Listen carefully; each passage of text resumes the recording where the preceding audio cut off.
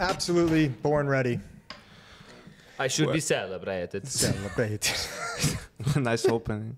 Bro, it took us 20 minutes to start recording this episode to troubleshoot it, but we didn't give up. We handled the audio issues. We did not force the record with crappy audio conditions. And I feel like we all learned something today, which is that sometimes you just need to delete a setting in OBS and re-add the exact same one, and it works. Yeah, look, without my troubleshooting, we wouldn't be here right now. And that's why I should be celebrated. Whose water is this? Yours. I brought 3. Someone's already drunk from this. Okay, then it would be Yanko's because I haven't taken a sip yet. All right. I took a sip before you guilted me into getting us beers. And now you're having a protein shake. Can you tell us about your this is a hydration fueled by Fairlife protein, core power, high protein milkshake, elite chocolate flavored with other natural flavors, 42 grams of complete protein. Not sponsored. It's 414 milliliters, 230 calories per bottle. Any other nutritional facts that you'd like to know? No, I will just say that this is a beer.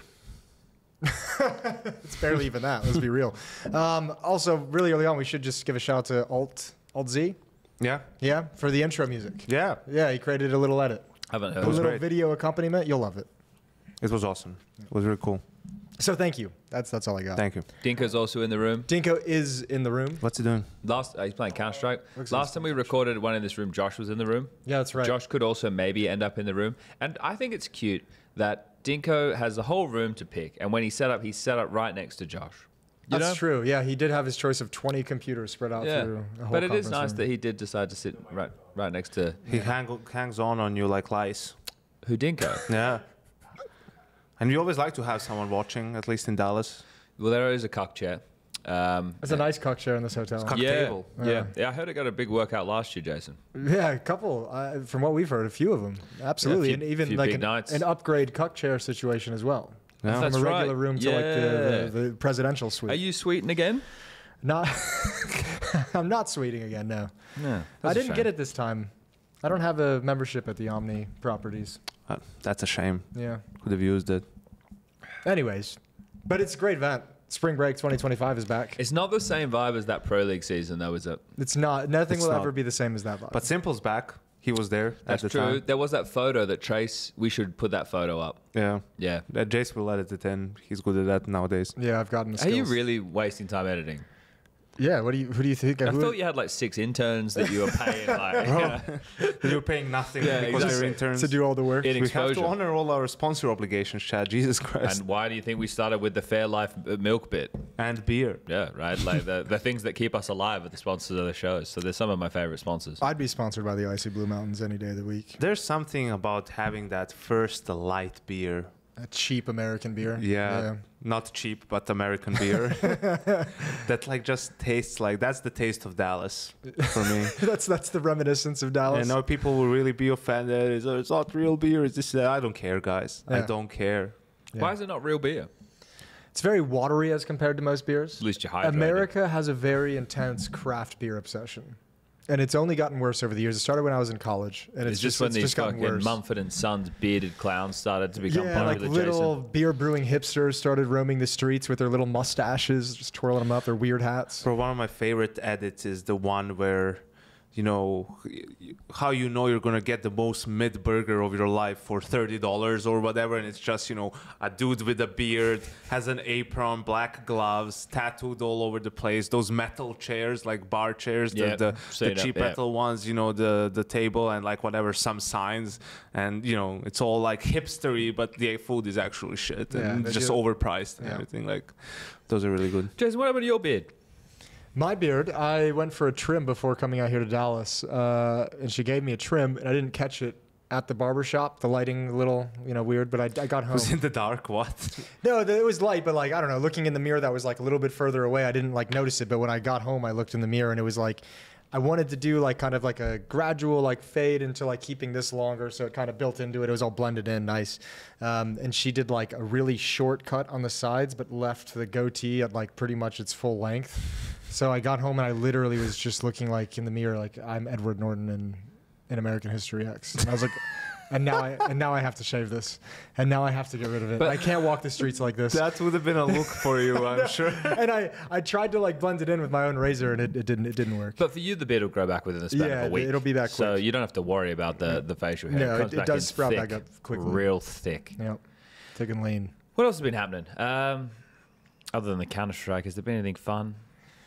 There's just been a shit ton of Counter-Strike lately, man. I mean, I literally flew from one broadcast to the other. Yes, I've that's never right. done that in my life. Even in 2016, like with all the crazy travel, I didn't. The final finished. I got back to the hotel. I packed. I spent 40 minutes with the guys. Just had a beer with them. There was an after party, by the way, at PG Astana. It was kind of Nice. the one at the HLTV Awards. It was just in the hotel. It was super Okay, gotcha. convenient. Yeah. It was by the hotel. There were drinks. That's the way to do music. It wasn't too loud. It was great. I kind of felt bad that I had to leave, right? Flight was at 2 a.m. All of Aurora is there. All of Furia is there. We're all on the same flight. So go straight to the airport, fly to Istanbul, 5 hours or whatever. Hour and a half layover in Istanbul, board the next flight to Dallas, 12 hours, land here at 12 local, come to the hotel, unpack, shower, have like 30 minutes, and then go to work and like do the second set of games. Like it was wild. And I actually wasn't that wrecked. I don't know what has happened on this whole trip. I wasn't like mega wrecked. I managed to get through the work, stay up until 10. Then I slept for 11 hours. Yeah. And these 2 days I've been like fine. I've been sleeping through the night, which is usually the problem. Could be the baby. I don't know. Yeah, you're used to having to push past the exhaustion. But also, I've never like done quite that kind of a schedule. But I've done that whole thing where you land and go directly into Media a live day. show or media day. And even when you're like exhausted, like I guess not the adrenaline because it's not anything super crazy, but I guess like the The adrenaline. Like we're firefighters. no, but you know what The I mean. adrenaline Like, of talking about Mongols versus Aurora. no, but that energy of like going into like a live show like carries you pretty well through like the exhaustion. But you crashed hard once you got off the show. Like Yeah, I remember I that. started- You fucking died as soon as the show I started ended. crashing like at the, I managed to pull through. And also it was like 2 2-0s, and that was helpful. If it was a longer day somehow, I would have been in trouble, but did manage to push through. Can't say the same for like both Furia and Aurora lost their games shockingly. Yeah, that's not a surprise. You That could is tell bro. watching them too that they were exhausted. It's just the cognitive function, bro. Like I think if anyone's done an all-nighter, you know just how you feel. Then imagine doing that when you're on an aeroplane and you're in these less than ideal conditions. You don't have the ability to be, like keeping yourself awake with like a shower or a proper Yep. bed, or even if you're in business class, it's the best way other than a first class that you can travel. But still, it's not the same level of sleep. I was just trying to think. You got me going on events that we've flown into, and we started broadcasting immediately. I think Trace and I did one where we flew from the States to Copenhagen, and we that day, same day, like same kind of thing, couple of hours after we landed, we did a Pro League broadcast. There was also Pro League back when it was in the old ESL studio with Henry, Alex, Matt. We flew in from Australia Sydney, one yeah. time. This Yeah. was the season I was hosting. We got back. We flew from. We Was did it, like. it was you and me. Yeah, I was hosting. You were on the desk. Alex and or Matt and Henry were casting. Alex was doing COD at the time. I was coaching phase. That's why I was hosting, because Alex was like on some. He was an ESL employee at the time, Okay. so he was No, doing no, like. no. Yeah, I think he was doing COD. He was not. He was maybe doing a else. COD event, but he was not an ESL employee. Maybe it was World of Tanks or something. I don't know. Yeah, I had one from when I went to Sydney last year. I went straight from a wedding. I was the best man. And I was like, I slept for an hour. I slept through all 3 flights. I was so tired because I was exhausted. You're trying to keep track of everything, help, make sure everything goes smooth, talk to the guys, blah, blah, blah, blah, You blah. have So responsibilities. it was very stressful. And then because I slept so much on the flights, I landed at like 5, 6 p.m. and I still made it for the last series. I didn't have to go into it. I was like, I told That King, you could, hey, yeah, I'll that's do right, it. yeah, I yeah. feel like fine. Yeah. It was fine. Yeah, I think there's something that just resonated with me there. Thinking of the good old days. No, just Yanka saying he was the best man in a wedding. I don't think I'll ever be the best man in a wedding. Who else is Raj gonna get? That's funny. That's a good question. That is good. But he'd have to get married. That is the tough part. Yes, Yeah. Well, he does have a partner that he's been with for a while. I know, but marriage. I don't know. He feels like too lazy to get married. They'll just be together forever, and, Yeah. and everything. I'm not saying, But he'll just, marriage, like, who cares? That's a good point. I didn't think about Rush because I didn't think he'd get married. Yeah.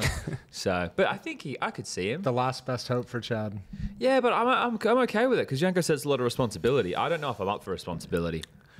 It's not much. Well, You're just trying to be like, you're helping like family that are, you know, your friend's family or the bride's family. You're helping just make sure people are getting drinks they need. Just making sure shit's on track. Okay, so Yeah, you know, the music, the band, everything's fine. You talk to the maitre d' at the, you know, like you're just sort of something handling it for the groom, right? Yes. So he can Yep. focus on just having fun and everything. If you're something making goes wrong, you take it so the groom can just enjoy the night. fair enough. Yeah. I feel like I do that every day then. Yeah, we already pretty much. I don't know Yeah. who the groom is in this situation, but Well, there's no groom, but plenty of people are getting fucked in esports these days. he in which facet, Jason? Literally, All right. financially, All of the above. contractually, I was going to say travelingly, but that's not a word. It could be a word. social medially. Yeah, a lot of social media fucking going on. Yeah, that's some of the favorite out there. I think the Aurora Furia point is a fun one. Not a fun one. Fun's probably not the right word, Not but a the good right place to start. Because, you know, you discussing the fact that's how you felt coming off the plane. I think the fact that for Furia, the fact that they went deep in the playoff of Astana was a good thing. So them coming and obviously having to sacrifice the sleep and everything here, they're like, all right, we had a good result in Astana. For Aurora, it's probably not the same, but they must have known they were going to make it to the playoffs at the very least. They made it to every single playoffs of every single event they fucking attended this I mean, year. they had to go. They had to win 3 games in the lower bracket, play 2 games in the same day. I wouldn't say it was easy. I think they would have definitely expected to beat Heroic. I don't think If they weren't traveling in from Astana, then yeah. I think so too. It's just one of those scenarios where you get dealt that dud hand, and then they beat them in the rematch. So, you know, they got their revenge. Actually, I mean, and I'll be honest, you didn't even really get a Delta dud hand. This is the decision you made. Yeah. You know, like you guys decided to go on the schedule, and this is just the result. Didn't the Dallas invites come out before the Astana ones? Yeah, okay. So if you agreed to do Dallas and then you accepted Astana. I also hate this shit narrative, like where ESL is somehow like hurting these teams by like, or they find them. You do know that they could have just said, No. you cannot like come in, like you have to pick between one of the 2 tournaments. I wonder which tournament they would have picked in that case, seeing as how it has gone this season for teams. So they're basically doing, they're trying to make, and this is the problem sometimes with ESL, they try to make everyone happy and they end up creating a shit situation for themselves. You know, in the end, you had teams come in, right, to play everything. This is what they tweeted as soon as this came out. It's like, okay, they will make it, but in which state will these teams be in? And both teams lost, you know, like games that, you know, maybe they weren't supposed to. I think, okay, Furia played the Mongols, right? So I think so. That was the first rematch. Game. Yeah, so they were rematch, like, you know, they were probably going to lose that Aurora anyway. played Heroic, and Furia played Furia Mongols. looked out of sorts. Like they were all just like Yakinda was like 0-7 at one point in the game, like hyper aggressive, which isn't unusual, but they looked just really disjointed. Yeah, sloppy, Everything looked miscues, miscommunications. Yeah, the cognitive function is going to be laggy, right? And if everybody's functioning at 70%, then the team's operating at fucking 40%. It's also this thing where, especially if shit starts going bad, you know, you just don't have your ability to stick in a game. You don't have the resolve to sort of like keep fighting and everything. It's just like, this is what's happening. Like if you were winning, started playing from ahead, then maybe you could use that momentum and sort of just try to snowball the game. But when you're having to come back and like it's a long, extended fight, like you're gonna get wrecked. Yep. But Furia, I guess we could like dip into both events really, because it was the debut for them with the international roster in Astana, and I think they surprised many people. Molodov was fun to watch. He wasn't always at the top of the scoreboard, but he had some nice moments, which are essentially what you're looking for. Fallen was more handy on the rifle than I would have expected overall. Then you had Yuri and Astana playing really strong. So I think as a Hail Mary attempt and a roster that might not look like this after the tournament break, I think this is better than what they had before, right? Yes. Yeah. And maybe it gets them a little bit further in the major than what it would have otherwise. But at least it's a step being made. They took a map off of Spirit. True. Yeah. Right? Like, I mean, that's probably their biggest achievement because they lost to Mongols in the first game and then they beat Pay Nordic and MIBR to make It's not their most playoffs. impressive run. And then in the quarterfinal, they played MIBR again. I mean, you know, so they didn't play the three good teams they played against, they lost all 3 times, right? Which is understandable, but it's not just about the results, it's how they looked, like you said, and they looked better. Molodoi had flashes. Ikinder played his best tournament since probably the VP days, it felt like, and he's just that sort of a, as I say every time, Russell Westbrook of CS, right? Like, you're going to live by him, die by him in a way. He's just so aggressive, where either he'll be a big plus for you and make very positive plays, or it will be a liability of sorts. I got a chance to talk to him on the walk back from the studio to the hotel one day. Still want to be a porn star? Yeah, he still wants to be a porn star. I But think the context is needs to be made that the walk back from the venue to the hotel is about 45 minutes. So. It's close. It is crazy how it's all within the same building because it's the massive complex. Do you know, I haven't been outside because I feel like walking from the hotel to the venue exercise. Feels like you're outside. And you get those big windows as well, so you get the sunlight. Like you're out there, you feel it. Which is probably why I'm feeling a bit off. I should go out in the sun. Yeah, it wouldn't be the worst. Need the vitamin D. I need it as well. Yeah. But yeah, I was talking to him during that 45-minute walk just about how it was going. And one thing he mentioned was like, it's been really cool. He said Fallen's been a huge help as soon as he's gotten in. But he's been working closely with Fallen, and Fallen's been asking him what he wants and what he likes and how he wants to be set up for his plays. And he's been helping Fallen kind of like, work out how they want to play as a team. So he's in these like back-to-back situations where he was brought into Liquid and like refreshed their meta. And now he's been brought into Furia, and he's doing something similar with Fallen, but also being like the translator and the helper for Molodoi, who like he is the go-between. So, I mean, it's kind of a weird situation, but I think from speaking to the people in the team, I think they're all enjoying it for now. They actually all kind of like the vibe, but it's early, and think of it this way too. The last Furia roster, we just got tired of talking about because there was no improvement. There was nothing positive, nothing exciting and interesting to talk about. At least this team, we're like, okay, well, it gives us something to talk about. Probably not going to go deep in the major, but there is something cool here. Yeah. I think the Fallen one on the rifle is fun for me. It'd be interesting to see what he does after the tournament break, and I think the major will have an impact on that. But just seeing him do something different, and when you think about it, getting to play the rotating roles on the rifle, he would be rotating around with the AWP. Like, he's not playing all of the rotating roles, right? He's anchoring BL Mirage. Like, that's not a fun spot. Which is where Mongols go every single gun round, it felt like, But, hey, what are you going to do about it? So I think at least it's a positive uptick for Fury going into the major. Likely to still see some changes into the tournament break, right? Because they can use the core 3 players they have on the other side of the tournament break to hold on to those VRS points. So, yeah. And I don't know how Fallen feels like if he's at a stage where I think... Okay. Excuse me. No, I was going to say, I don't know how selfish he is in a sense. I do believe Fallen's never been selfish. Yeah, I do He's not selfish. Everyone says that he does everything for everybody else. Yeah. I think I was going to say that Astana, this tournament and the major, will give him enough of a sample size for him to decide whether he thinks he can play this role and be a net positive for the team, right? Or it's just too much for him to get adjusted to, right? And he sees himself as a liability in a rifler IGL position, and in that case he'll hang it up, and maybe become the coach of the team, or maybe take a year off and just or something along those lines, right? Like, that's how I see it. I don't think he will, just for the sake of keeping playing, if he doesn't feel he can do it, that he'll continue on, right? I hope I don't think he's going to coach. I hope he doesn't coach. Whatever? Yeah. Really? Why? Well, I shouldn't say I hope he doesn't coach, but because he's in the same. Because he never finds a job again, actually. Okay, let's not act like Fallen is going to be out of work if he chooses not to coach Counter-Strike. This is what I mean. Fallen doesn't have to work. He's in the Shroud position, so as soon as he retires, he's like, I'll just go streaming and make bank, or I'll go put my attention more elsewhere. Why do you say it like that, as if everyone would want to stream, or everyone can stream, or be a streamer? No, but he's been doing it for 10 years, and when I was on Liquid, he was doing practice and streaming after practice. It's something he's kept up with, so it's like, I assume he's enjoying it. Like, I assume he's enjoying these projects. But why would a mind like Fallen, why would you not want to see him coach? It doesn't matter what else he would do otherwise. I shouldn't have said I hope he doesn't coach, because I obviously would have enjoyed the experience. That's why we attacked you viciously. It doesn't make any sense for him to coach when you think that he can just go make way more money and have a way more chill experience. Not everything is about money, Jason. No. Maybe he just wants to keep competing. Okay, great. Let's see. But let's find out. He could coach and he could stream.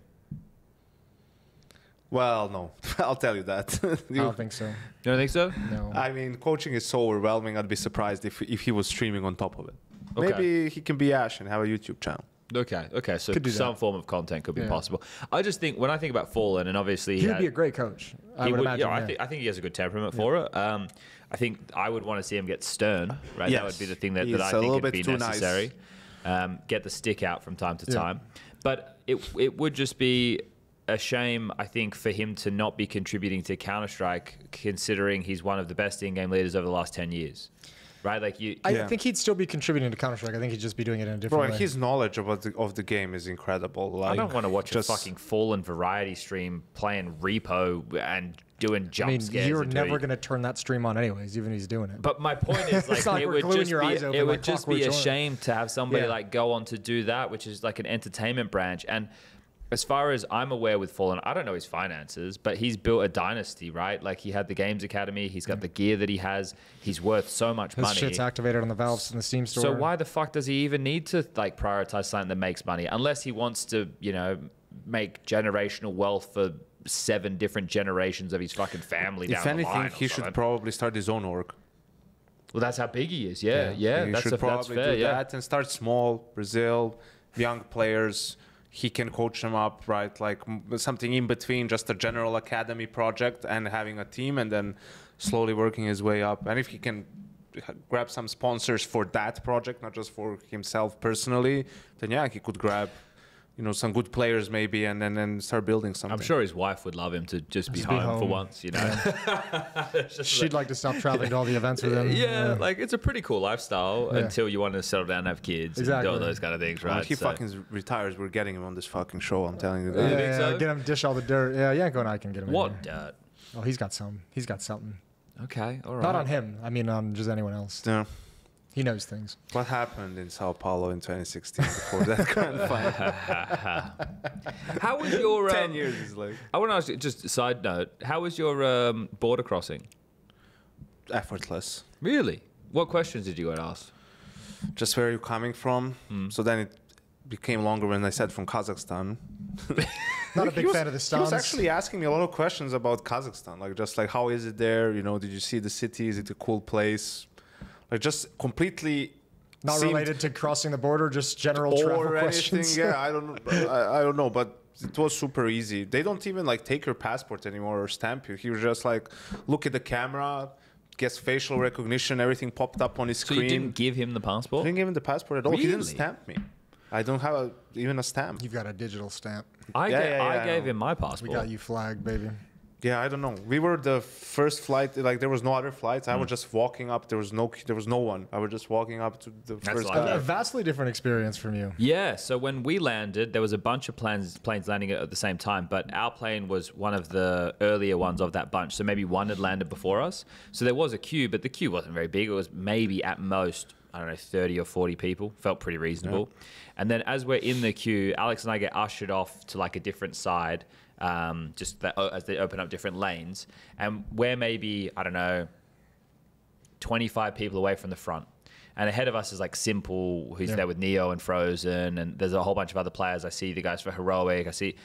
And what ends up happening is the PC system goes down, and it's down for about an hour. So there's already people who are at the very front of the line talking to the agents, and they can't move. Right? There was a couple with a baby, and it's like holy shit. So they're that'd stuck be there with terrible. 40 minutes to an hour, After a just long like, haul flight, can't go anywhere, You can't go finally back. made it, and like nope. Can't go forward. What do you need to go to the bathroom? You don't want to lose your spot in the line because during all of this 40 minutes to an hour, all these other planes are landing. So what was pretty empty line turned into probably 1,000 people within this. It was just insane. Jesus It was Christ. fucking packed. And then eventually, Where'd you fly through? Frankfurt. Into what? Where we're in America. Oh, Dallas. Dallas. So, yeah. Malta to Frankfurt, Frankfurt to Dallas, and then as we're going to go through, then you get ready, and I was in this line, Alex was in this line, and I saw about 5 or 6 people ahead of me. The woman that had just gone up, she gave her passport, and she was getting asked a few extra questions, and I was like, I know what's going to happen here. She ended up getting pulled to the secondary screening, so I shifted line and jumped in with Alex. I was like, because the border agent leaves, closes the queue. yeah. And I was like, I've already been waiting for a fucking hour. I jumped in with Alex. I was like, let's get out of here. And then I got up there. Alex went before me. And Alex and I have the same travel plans while we're here in the US. So whatever Alex said is probably similar to the story that I said. But I went up and he goes, "What are you here for?" And I went, "Oh, it's a gaming event, and then I'm going to go see a friend and stay with him in Michigan." And he was like, "Oh, where in Michigan?" I was like, "Oh, Grand Rapids." And he's like, "Oh, yeah, there's a presidential library there. If you're bored, you can go and check it out." And I was like, "Oh yeah, really?" Like, Which president? Gerald R. Ford. The only president that wasn't elected. Yeah. And he explained that to me. I didn't know that. And then we spoke about the weather. Wait, how come he wasn't elected? Because Nixon got... Yeah, Well, but he was the vice president. It's the same way Lyndon, he got elected as his VP. trying to think of Are you questioning Kramer, the border agent? Yeah. That could be his last name, but his name, he was an older Cosmo bloke. Kramer. I reckon he's probably in his 50s. And then we were talking about the weather, because I was like, "Yeah, I don't know how sunny it's going to be in Michigan." And he was like, "Do you have a device that can access the internet on your phone right now?" Or like, and I was like, "Yeah." And I was like, "What is he going to make me look up?" And he's like, "Yeah, type in weather.gov." And I go to like the weather thing and I show it to him. And he's like, and then he grabs it and he points and he brings up Texas. He's like, "Yeah, you should probably pay attention to this." Yeah. And I was like, there was a hurricane or some shit that was coming. It was all red and everything like that. But I just avoided that. I came in just before it. we did all good. It was that. fun. And then we fist bumped. you fist bumped the border. That's agent. great. Yeah. Swear to God. That's awesome. It was witnessed. What was his name? Well, it could be the last name, but it's Kramer. Kramer. Yeah. Of course, it was Kramer. Yeah. Gerald R. Ford became vice president when Spiro Agnew resigned. So he was so the never vice elected as vice president president. resigned as the well. vice president resigned first. Ford got bumped up, and then Nixon resigned. Ah, okay. You see, I should never doubted Kramer. I wouldn't doubt But Kramer. I think they have a great segue because with this whole Bestia thing, man. Oh, wow. Okay, we were diving right from Kramer to Bestia. Yeah, because You are to borders. I want to make myself perfectly clear because true. I did make a tweet about it, like supporting them, but I want to clarify my stance and also on a couple of other topics because these fans.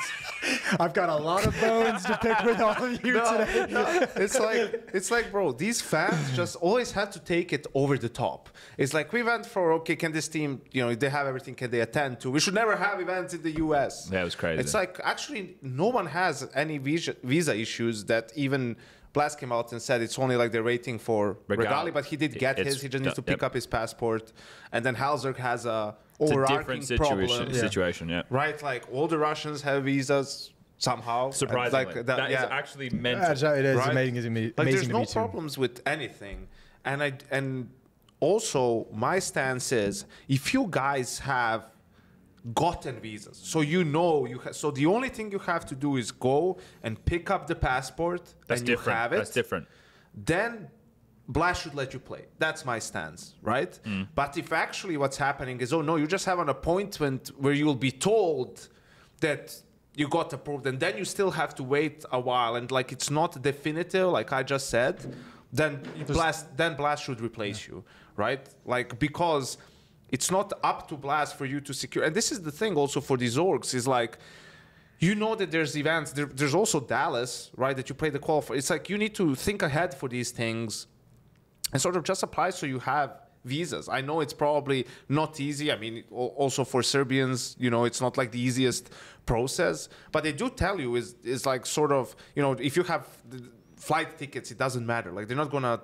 Don't buy flight tickets before you get a visa and all this stuff, right? And you don't need necessarily a specific event you're going to. You could just go and say, well, there's these tournaments in the future that we qualify for and we want to be a step ahead and sort of secure visas to be able to attend, whatever it is. Like, it's not going to influence their decision to deny you or to approve you, right? Like, if you're not going to this specific one thing. So, ultimately, it's on the org to secure the visas for their players so they can attend the event, right? It's not up to Blast to do that for you. Sure, they provide supporting documentation and they do what they can, but they're not the deciding body. Exactly, right?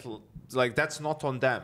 So for me, it's just, I hate bureaucracy where it's unnecessary in terms of, oh, you arbitrarily decided a deadline by which they need to obtain them, where it's like the only thing that matters is can they make it there and play. Like, sure, the stickers maybe are also a part of it, but I don't think anyone would object over 3 or 4 or 5 days, to delay that so the team that actually qualified can play. Well, because okay, so hold up. I don't know how much you've been keeping up with the news, right? Because earlier today... There's been a lot of announcements today. I haven't kept up a with all lot's of been it. going on. Yeah. So like I saw the Blast one. Yes, so there's something since the Blast one.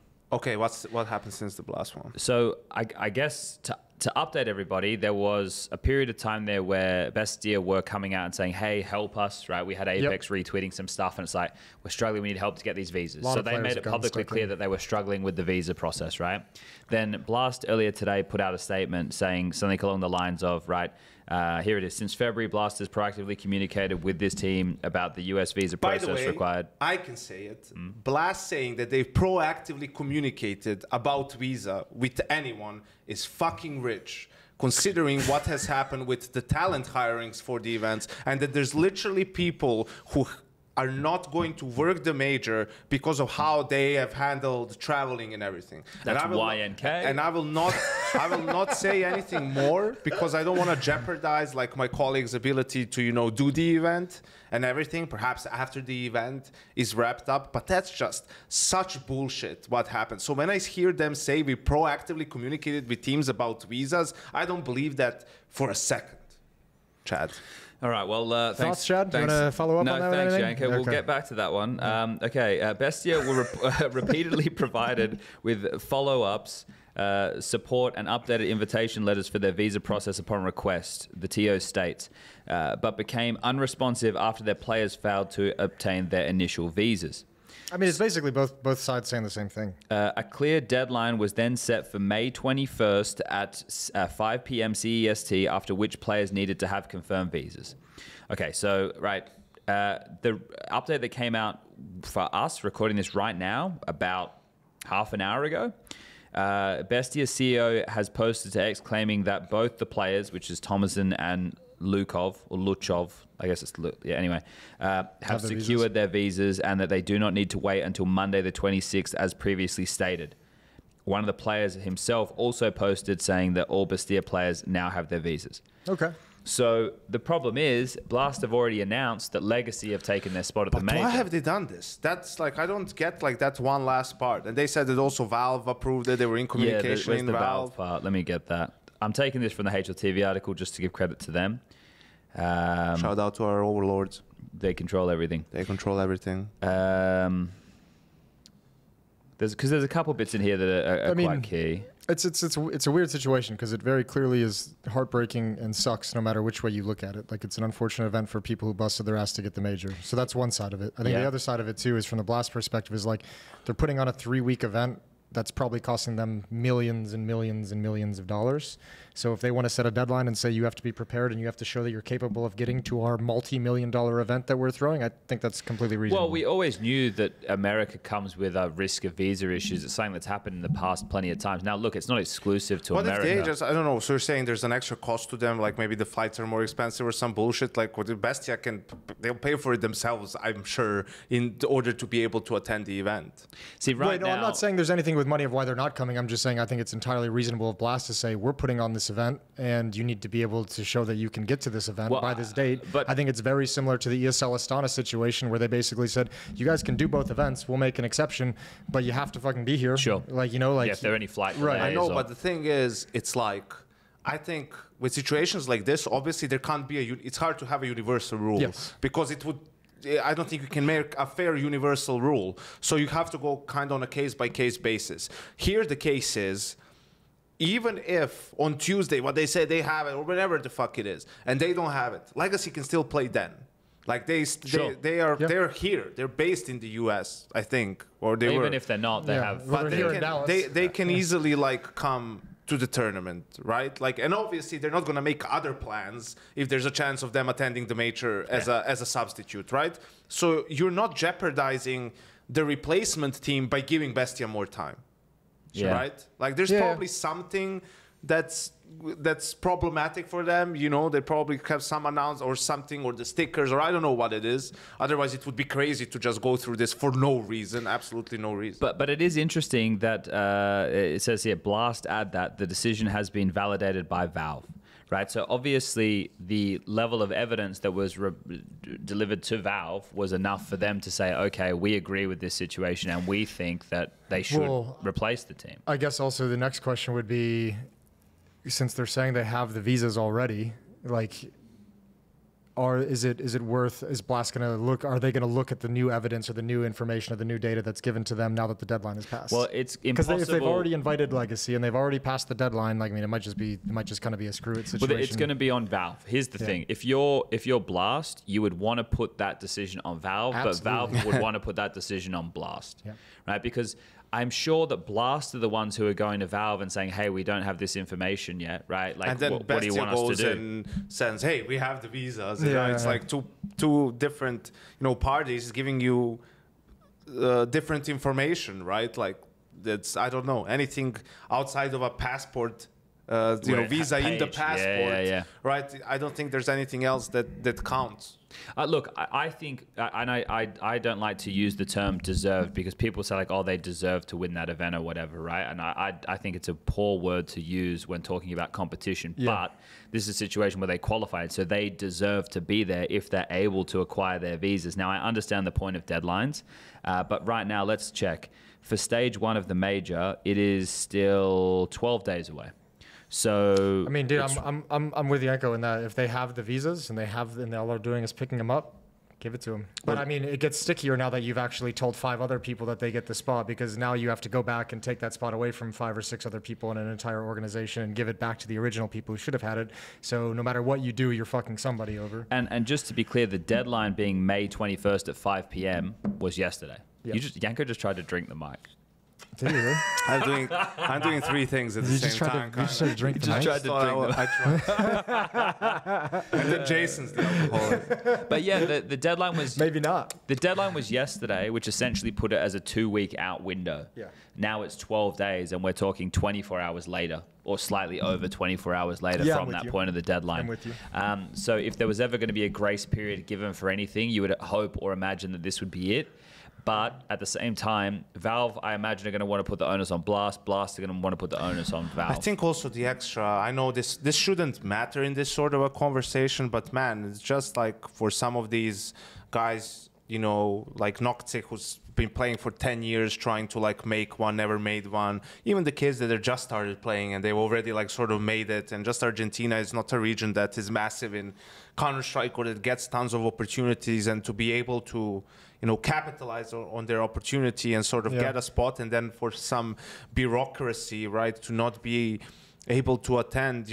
Look at what PGL did for Stockholm. I mean, they gave it literally until the last possible minute to 9 pandas to attend the event, and it was when they couldn't. And Gamer Legion was lying in wait, right? Like as I said, no team is going to make other plans if there's a chance of them being able to play the major. And then in the end, it was Gamer Legion, right? It just sucks.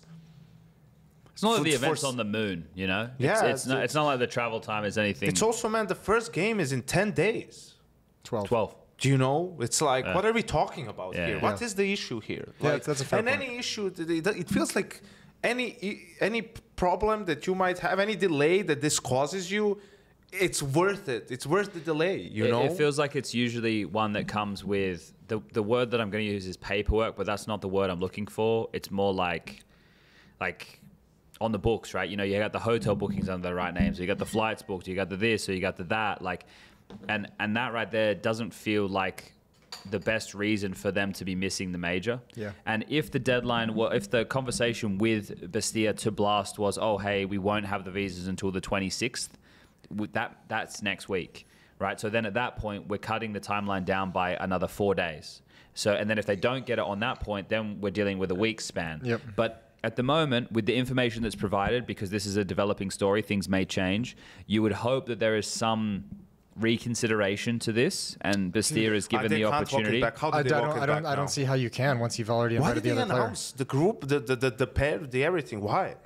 I don't know. Why did you pull the trigger on I that don't know, one? but Like, why are you once- doing this? Now that you've done it, you can't get it back. It's also stage 1. It's like no one's gonna. I mean, it's like shit teams in there. It's not the best teams in the world. No, they're in stage That was 3 kind of and hard. stage 2. I mean, shit teams. It's like it's we've never had this stage before at the major, right? So it's more looking like the RMR, It's the RMR, yeah. Than it is as a stage of a major, right? So you're not hurting anyone really that much. It just feels unnecessary, the way they've handled this. Yeah, I and I understand that, because the problem with Bestia was they couldn't give any guarantees to to Blast. Yeah. That's the issue. Like you can't tell Blast we're getting them on the, you know, like how can you know that unless you're back channeling and you've managed to do that, but then you don't have any proof of that. So right, because they probably kept saying that a couple of times, and Blast extended the deadline, and then they didn't deliver, and now you sort of cut it off. I'm going to hold out hope that there is at least a review of this situation. Valve will go tomorrow, then they won't be working anymore because they don't work on the weekends.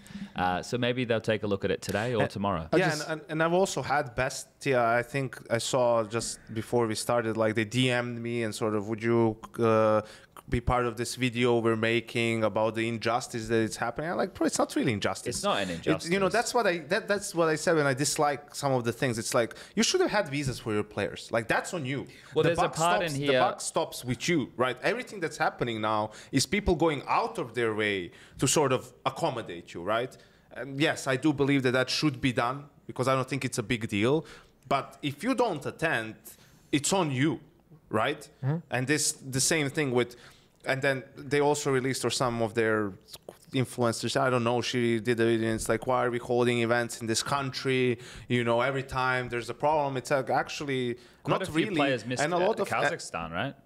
Hunter missed it. There was a couple of others as well that I think. Actually, I mean, I think as far as North American events go, this is probably smoother on the visa route than most of them. And a lot of times it's like not even, you know, it's teams not doing their due diligence or not starting the process on time or some other reasons or messing it up or whatever. So that's all BS, right? Like that has nothing to do with this particular situation. I'm trying to find the point here because there's something to do with Bestia's legal representation that says that, I want to find it, that said that they applied incorrectly in the beginning. I just want to see if I can find the statement because I think some of them were denied before. I don't know if now they initially got denied or before when they tried to get one were denied, but something like that.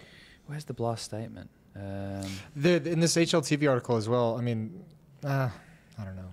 In the HLTV article, just because everyone's going to read it, I mean, Blast has a comment in here that they said, Bestia's current legal representative has since confirmed that the team began the visa process incorrectly and without proper legal support prior to Blast's involvement or prior to the legal party's involvement. There you go. I don't know. There's just like, I don't know. There's so many details to this. And I know from what I've heard too, they've also applied for visas like 3 or 4 times throughout the year also that have been rejected every time. So they're probably in like a low priority and probably a flag that makes it more difficult.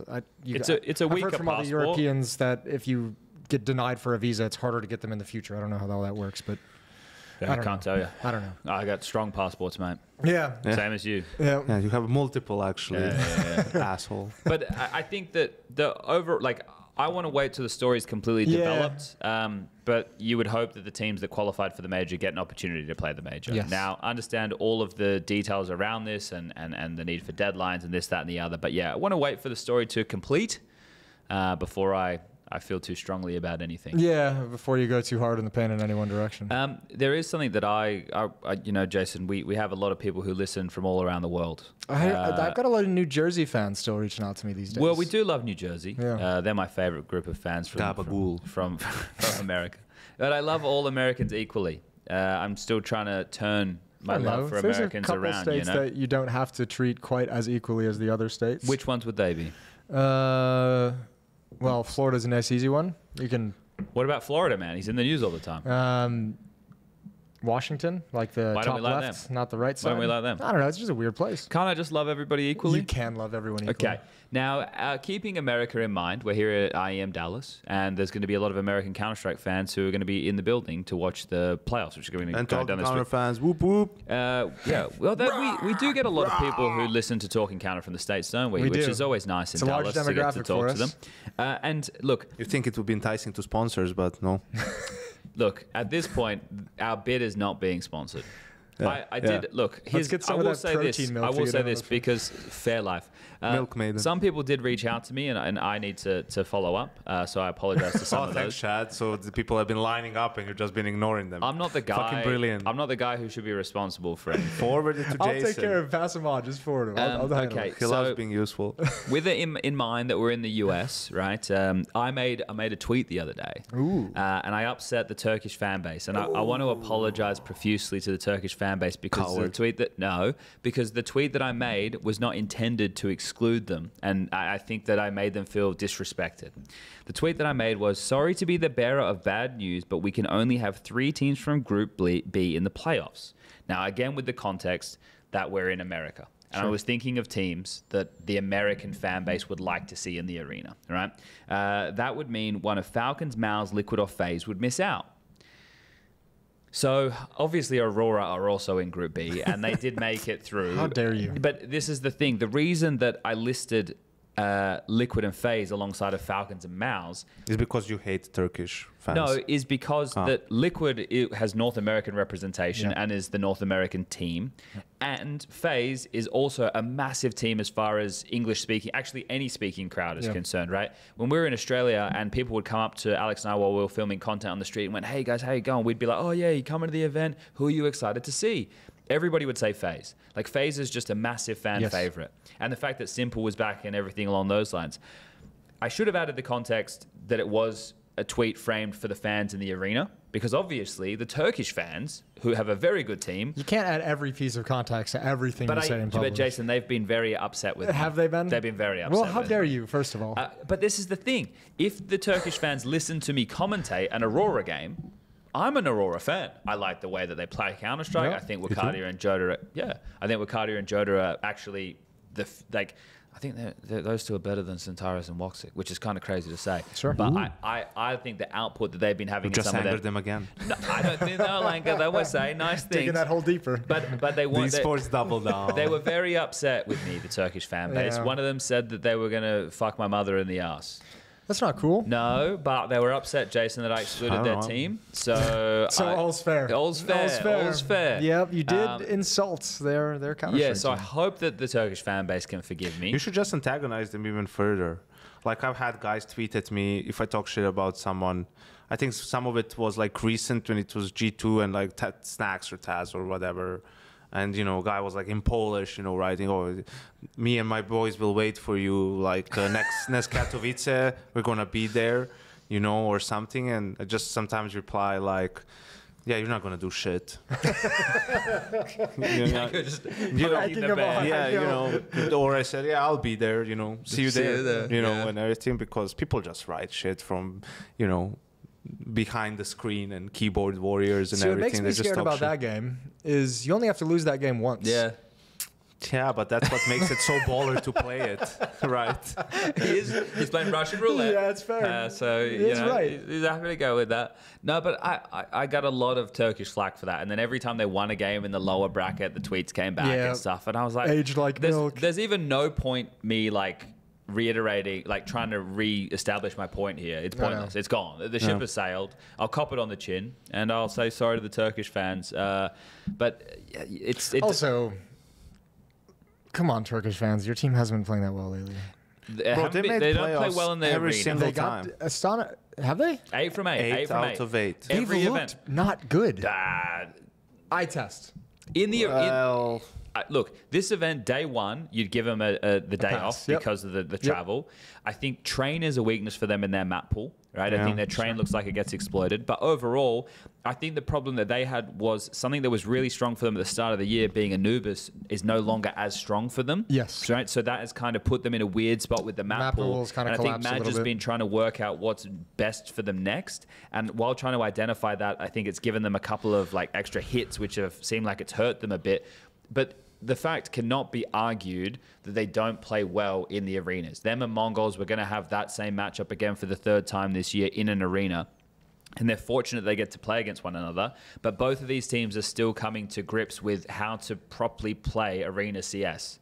Right? They won a match. Actually, they won 2 matches in Astana. Yep. Did they look better to you? Obviously, the field's weaker.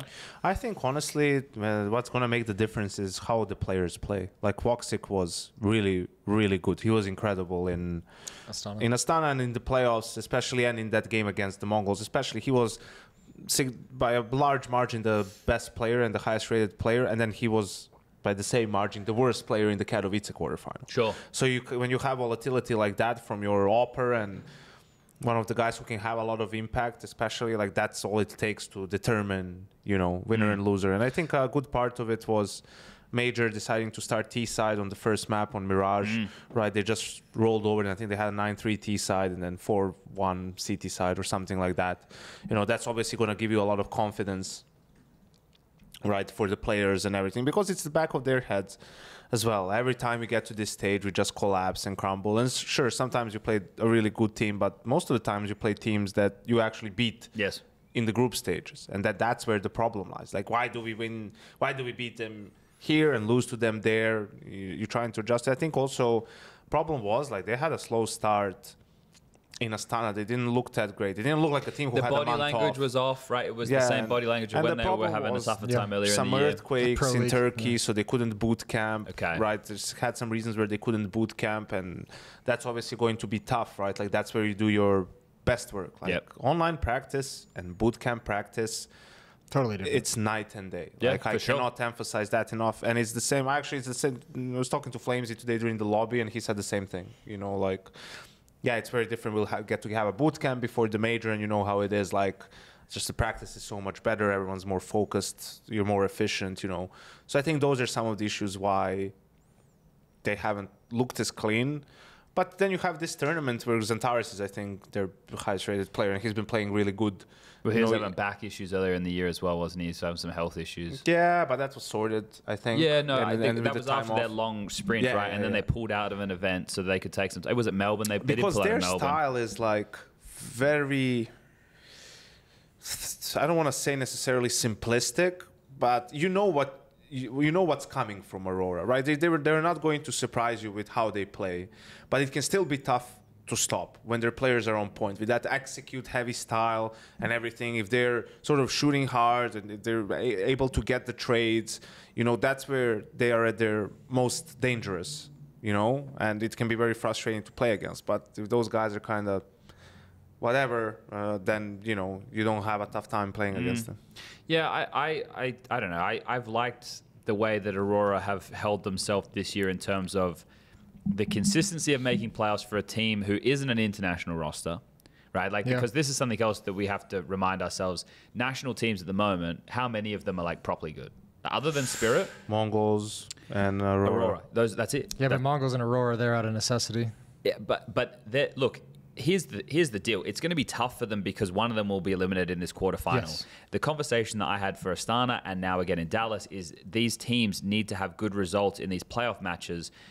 But Mongols or Aurora play into mouz, which is if mouz look like they did against Falcons in the seeding game, I don't think... mouz actually looks like the best team at this event. They look really good. They look like they look like really they're actually good. playing the best as a team. Falcons outside of Monacy, no one else has a positive rating. They all have under one rating. That's mental. Shout out to Steel. But that's also how hard they got slapped around by mouz. They farmed NRG, and who was the other team? Heroic, they won 2-1. Yeah, and they shouldn't have lost that nuke game. Yeah. Or maybe they should have lost that nuke game with how they were playing. But either way, right, Monacy was farming in those games. The Dust 2 game from Monacy against Heroic, the level of bullshit that kid was pulling off in that map was nuts. But oh my God. He's so frustrating because he's one of those players that pulls off that bullshit so many times that you swear his game just works a little bit differently. Yeah. Like, you ever play with those guys where it's like you never seem to get caught from behind, or someone shoots at you from behind and they miss 5 bullets every time. Like, you just have this weird luck factor about your game. His AK has been really on point. Like it's a big reason of their strong T sides. It also felt, but I think for Falcons. They need a pick-me-up game against Gamer Legion. Not just because of how the mouse game went. Right? Yeah, they did. And owned them in Bucharest in the playoffs, but got owned by them in the groups. Yeah. But that was like a lot. It feels like a lifetime ago. I guess we've had this conversation before. Do you have, because since Gamer Legion's not doing the major, this is their last event before the player break. Yeah. You hold that whole this is their Super Bowl too. I use that for Astana too as the framing. And they were 0-3. Yeah. But now they benched Sland. Well, they didn't bench him. He has visa issues. That's why he's not here. For a player who doesn't need a visa to enter the States, that's an interesting way to frame it. Gamer Legion, thank you very much. Well, that's what they said, right? They said he was having visa issues and he couldn't get in the US. But and it's also so surprising. They eliminated G2. It was in the last game. It was them versus G2 for the last spot. It was a close game. Right, and they beat them. And for Melbourne, they beat FaZe. So both times they beat veterans, squads. Wow, Malbs. Heavy I God. mean, Hunter Snacks. Yeah. Katie's been around for a while. Sure, he's not like a world beater, but Sure. he's been I guess they have Rez and Acor. Exactly.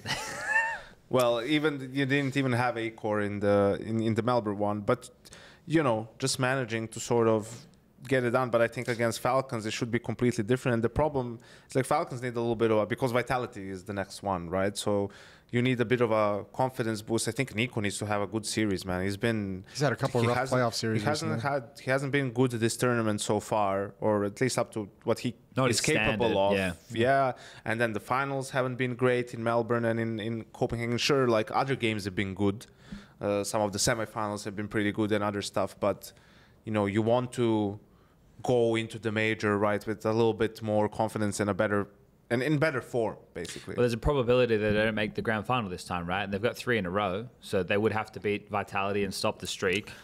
I actually even asked this. I think they have a higher chance in the semis and in the finals because it's a best of 3. So the depth of the map pool. Yes, and Kixon agreed, sort of, and I talked to him today during the lobby. I was like, I think because he's like, I don't think. Well, actually, it probably does, you know, because we're still figuring out. They have traded maps in the best of 5s, though. True. But I guess there's also the new factor of Falcons, which is something that Vitality getting a better scope onto as the season progresses. And you can just see, like, Vitality, this is the best chance someone will beat them. It's at this tournament. Because they took some time off. They don't feel super, obviously, they're not super sharp. They're not, like, on point. They've been so resilient. Exactly. And the longer they stay in games with those 5 players, like, someone is going to give you something. Yeah, so it does feel like this is the best opportunity for other teams because at the major they'll obviously be locked in. It's the major and everything. But I liked your tweet and your take about like their streak and everything. Just like so many things going on. I thought Mongols were going to beat them. They were close. In a way, they probably should have. Yeah. Right? And I think it would have been really good best for thing Vitality. that could have probably happened for Vitality. Yeah. So then it's like that shit, it's over. Because now you add that, if they lose the first one at the major in the playoffs, all of a sudden, that's like the worst case scenario. That's the Armageddon, right? And here you lose it, who cares? Yeah. You go to the playoffs, right? You can still win the tournament. They probably would have in that scenario. And I don't. Right? And then you go to the major with just the pressure of being the best team in the world and winning a lot of tournaments, and now the majors. I don't buy the Apex thing when he came up to the desk and said we're not really thinking about it. Like I know they probably which part, the streak? Yeah, the streak, and like they're not thinking about all the records they're breaking. They're not thinking about all those things where it's like the baggage on their shoulders. And I want to be like, bro, like I understand that players probably feel like they don't think about it, but it's there whether you're consciously thinking about it. Like it's every question in every interview, and just watching their cams at this event. Everyone's getting fucking stressed. Zywoo was losing his shit yesterday against the Mongols. Because he was the highest. He had the most kills on Nuke or whatever. But there were a couple of whiffs, just a couple of rounds where like he got owned. Zywoo usually gets like he doesn't like this doesn't happen to him usually, and you could. I don't know if I've ever seen him visibly frustrated, doing shit and rubbing his eyes out and everything. Yeah. See, I think it's interesting, right? Because I mentioned during the cast, I was like, it could be a relief if they lose it in this one. Obviously, because of the stakes of the match, they're already in the playoffs. It doesn't cost them a lot. Yeah. But at the same time, there has to be the flip side of that. If you do lose, this is the first time you felt a loss, even though it's not a hard loss. It's the first time you've felt a loss since the Eternal Fire loss back on the 24th of January. What Pandora's box gets open from there? I'd prefer the devil you know versus the devil you don't. But keep winning if you can. I think they prefer that as well. Yeah, right? But that's also why I think the loss is better to take here than to take it at the major, because you don't know. Of course, you want the major. But how about they just don't lose? Right. I'm in for that fairy tale. Sign me the fuck up. If they don't lose the whole way to a major trophy. Dude, they have, in theory, what they have there is 4 best of 3s and 2 best of 1s. That's all you need to win. True, because they're in stage 3. That's more maps. That's less maps than here. Yeah, that's right. That's kind of crazy. Yeah, that's actually, that framing is insane. That actually is a mental way to talk about it. That's insane framing. And they'll get a boot camp. What happens? What do you think? How? It would have to be the shittiest feeling if you got all the way to the major final and you lost. That's the problem, right? So No, we're laughing because that's emotional damage, and it would probably break me if I was in that situation as a human being to the point I'd never recover. It's not actually funny. No. It's really not funny. I think it will. Honestly, I think it comes down to their culture and their mental, which has been the strongest bit for them, right? But that's why because I buy what Apex said on the desk. every team will still be behind them. Yeah. Counter-Strike related, right? Falcons are the ones that can match them the most with the firepower Yes. and everything, but they won't. Not the depth. They won't have enough depth by then. It's still too soon for them. All our hopes rest on mouz. Spirit, it has to be, you know, it has to be some bullshit game where Magus 69 plays kills. like, Yeah. you know, crazy because they don't have enough firepower to really match. They have the depth, but not the firepower. Yeah, and mouz has the depth. Probably has the firepower too. Maybe not on the stage. Not the same ceiling. Right? Like, yeah, not the If same both ceiling. are at 100%, Vitality have them covered. like Zaiwu, Torji's good though, isn't he? Torji's awesome. Torji's him and I- Spix have been insane this Torji's tournament. good. So I we'll see. love watching that's Torji play. the problem. But then the only thing that can happen is if you do start losing and you get behind and you sort of start panicking and get a little bit too stress, nervous. yeah. You know, if they would have lost yesterday, a lot of it would have been on Apex and his impatience on Nuke in terms of the calls. force buys. Oh right? The my force, God. everything. Oh, and is he then, trying to end and it then too all of a early? sudden, It was trying to get it started too. the problem is he got tilt when they lost the second round because second blitz round, second yeah. round they were 4v2. Yeah. They planted A. They did like an A pop with pistols, and Blitz sort of just walked out heaven and got all the way to rafters without anyone spotting. Oh, and he did then the trigger got- discipline, right? and Got a then double he killed kill. two guys in sight. His teammate was also in heaven, killed the guy Vance, and then Apex was alone with a P250. He was smoked off main. He had was to run smoked through the off main. smoke. Yeah. Oh, he wanted to, okay. I think, wrap heaven, but then he had to go back. Whatever. And then after that, they forced again. You know, when in reality they should have just ate it. Yeah. Had one eco and then played the 3-0 gun round, right? Yeah. But no, they forced again. It was 7-0 They weren't down. even close to winning. Flames was 1v3, but somehow he got the bomb down. So then they forced again because of the plan. Holy shit. So It they was were 2,900 Were lost they bonus keeping plus the were they plan. keeping Mongols low at least, or is it like Ish. Yeah. so and so. But they could were justify they it. were Okay. 4-0 down and then they had to half buy, right? Yeah. So now you're 5-0 down, they take a timeout, they do whatever. But now Mongols are like they're back Cruising, in. yeah. They're back in it, right? Even the Inferno got close. That's when Yeah. Mongols were choking at the start. So, well, now you've played your opponents into the game Yeah. in a way, right? And that's the problem. If that happens a little bit and someone gets rolling against them, like that's dangerous territory. they lost 5 of the last 6 on that third map? Dude, that third map was crazy. It was so good. We were it talking about was- this morning. The seeding games this event were actually fun as fuck. Yeah, like Yeah. the mouz one because they had a bone to pick, right? That they wanted that revenge from losing in 2 back-to-back semifinals against Falcons, and they were also, you brought this up on the desk, but proving to yourself that you can beat them, even though it is only a seeding game, can be a lot for the confidence going into the tail end of this season. And going into a major. Yeah, and the other side of it, I framed it on the cast and I said, look, for Falcons, because they've won them both times, they're probably going to be a bit more complacent, and the loss. Well, also they beat them in 2 semifinals. Exactly. And they beat them 2-0 both times. It wasn't really competitive. Yeah. And I think, though, like that game was exciting because of the 12-5 comeback on map number 2, which was Mirage. Like, mouz changed up the veto. They went into Nuke the last 2 times. This time they went into Mirage. It looked like it was going to backfire. Torji was great. Love the energy that he brought. And then the other game, obviously the Mongols versus Vitality one. Mirage is the third. Like, the bullshit that Mongols were getting away with, that's obviously how you have to win a game of Counter-Strike against the best team in the world. But that one round where s1mple got boosted window and was behind Flamesy and he was going the trigger discipline because he wanted to get multiple kills on A, and then Flamesy just turns around and kills him. It's like, oh my God. Like, and that for Some wild shit in that s1mple, game. who struggles in the big games, that one kill and living, like if he went 1 kill, lived jungle, they probably win the round. Yeah. Like, and you hate to see that because, like, think about what that win could have meant for the Mongols' confidence, even though it was only a seeding game, not an arena game. To be the ones who break the streak. I mean, Yeah. that's a lot of teams. Someone said it in the interview, Robs, I think, with HLTV, that teams like jokingly when they pass them by, like are saying, we're gonna be the ones, we'll break your streak or whatever. So it's a factor for these other teams as well. But also just you see it, like it's championship level team, 11-11 round. They eat 2 nades, like they want to do the so A much execute. damage. Yeah. They take so much damage. Looks like Mongols are in position. They kind of see it coming, and then just Vitality gets 3 entries. Somehow Flamesy running Tech 9 pops s1mple's head on the balcony, douche. Oh yeah. Then I don't know, maybe it's Blitz coming through the smoke because I think Mazinho Bench, dies yeah. sight.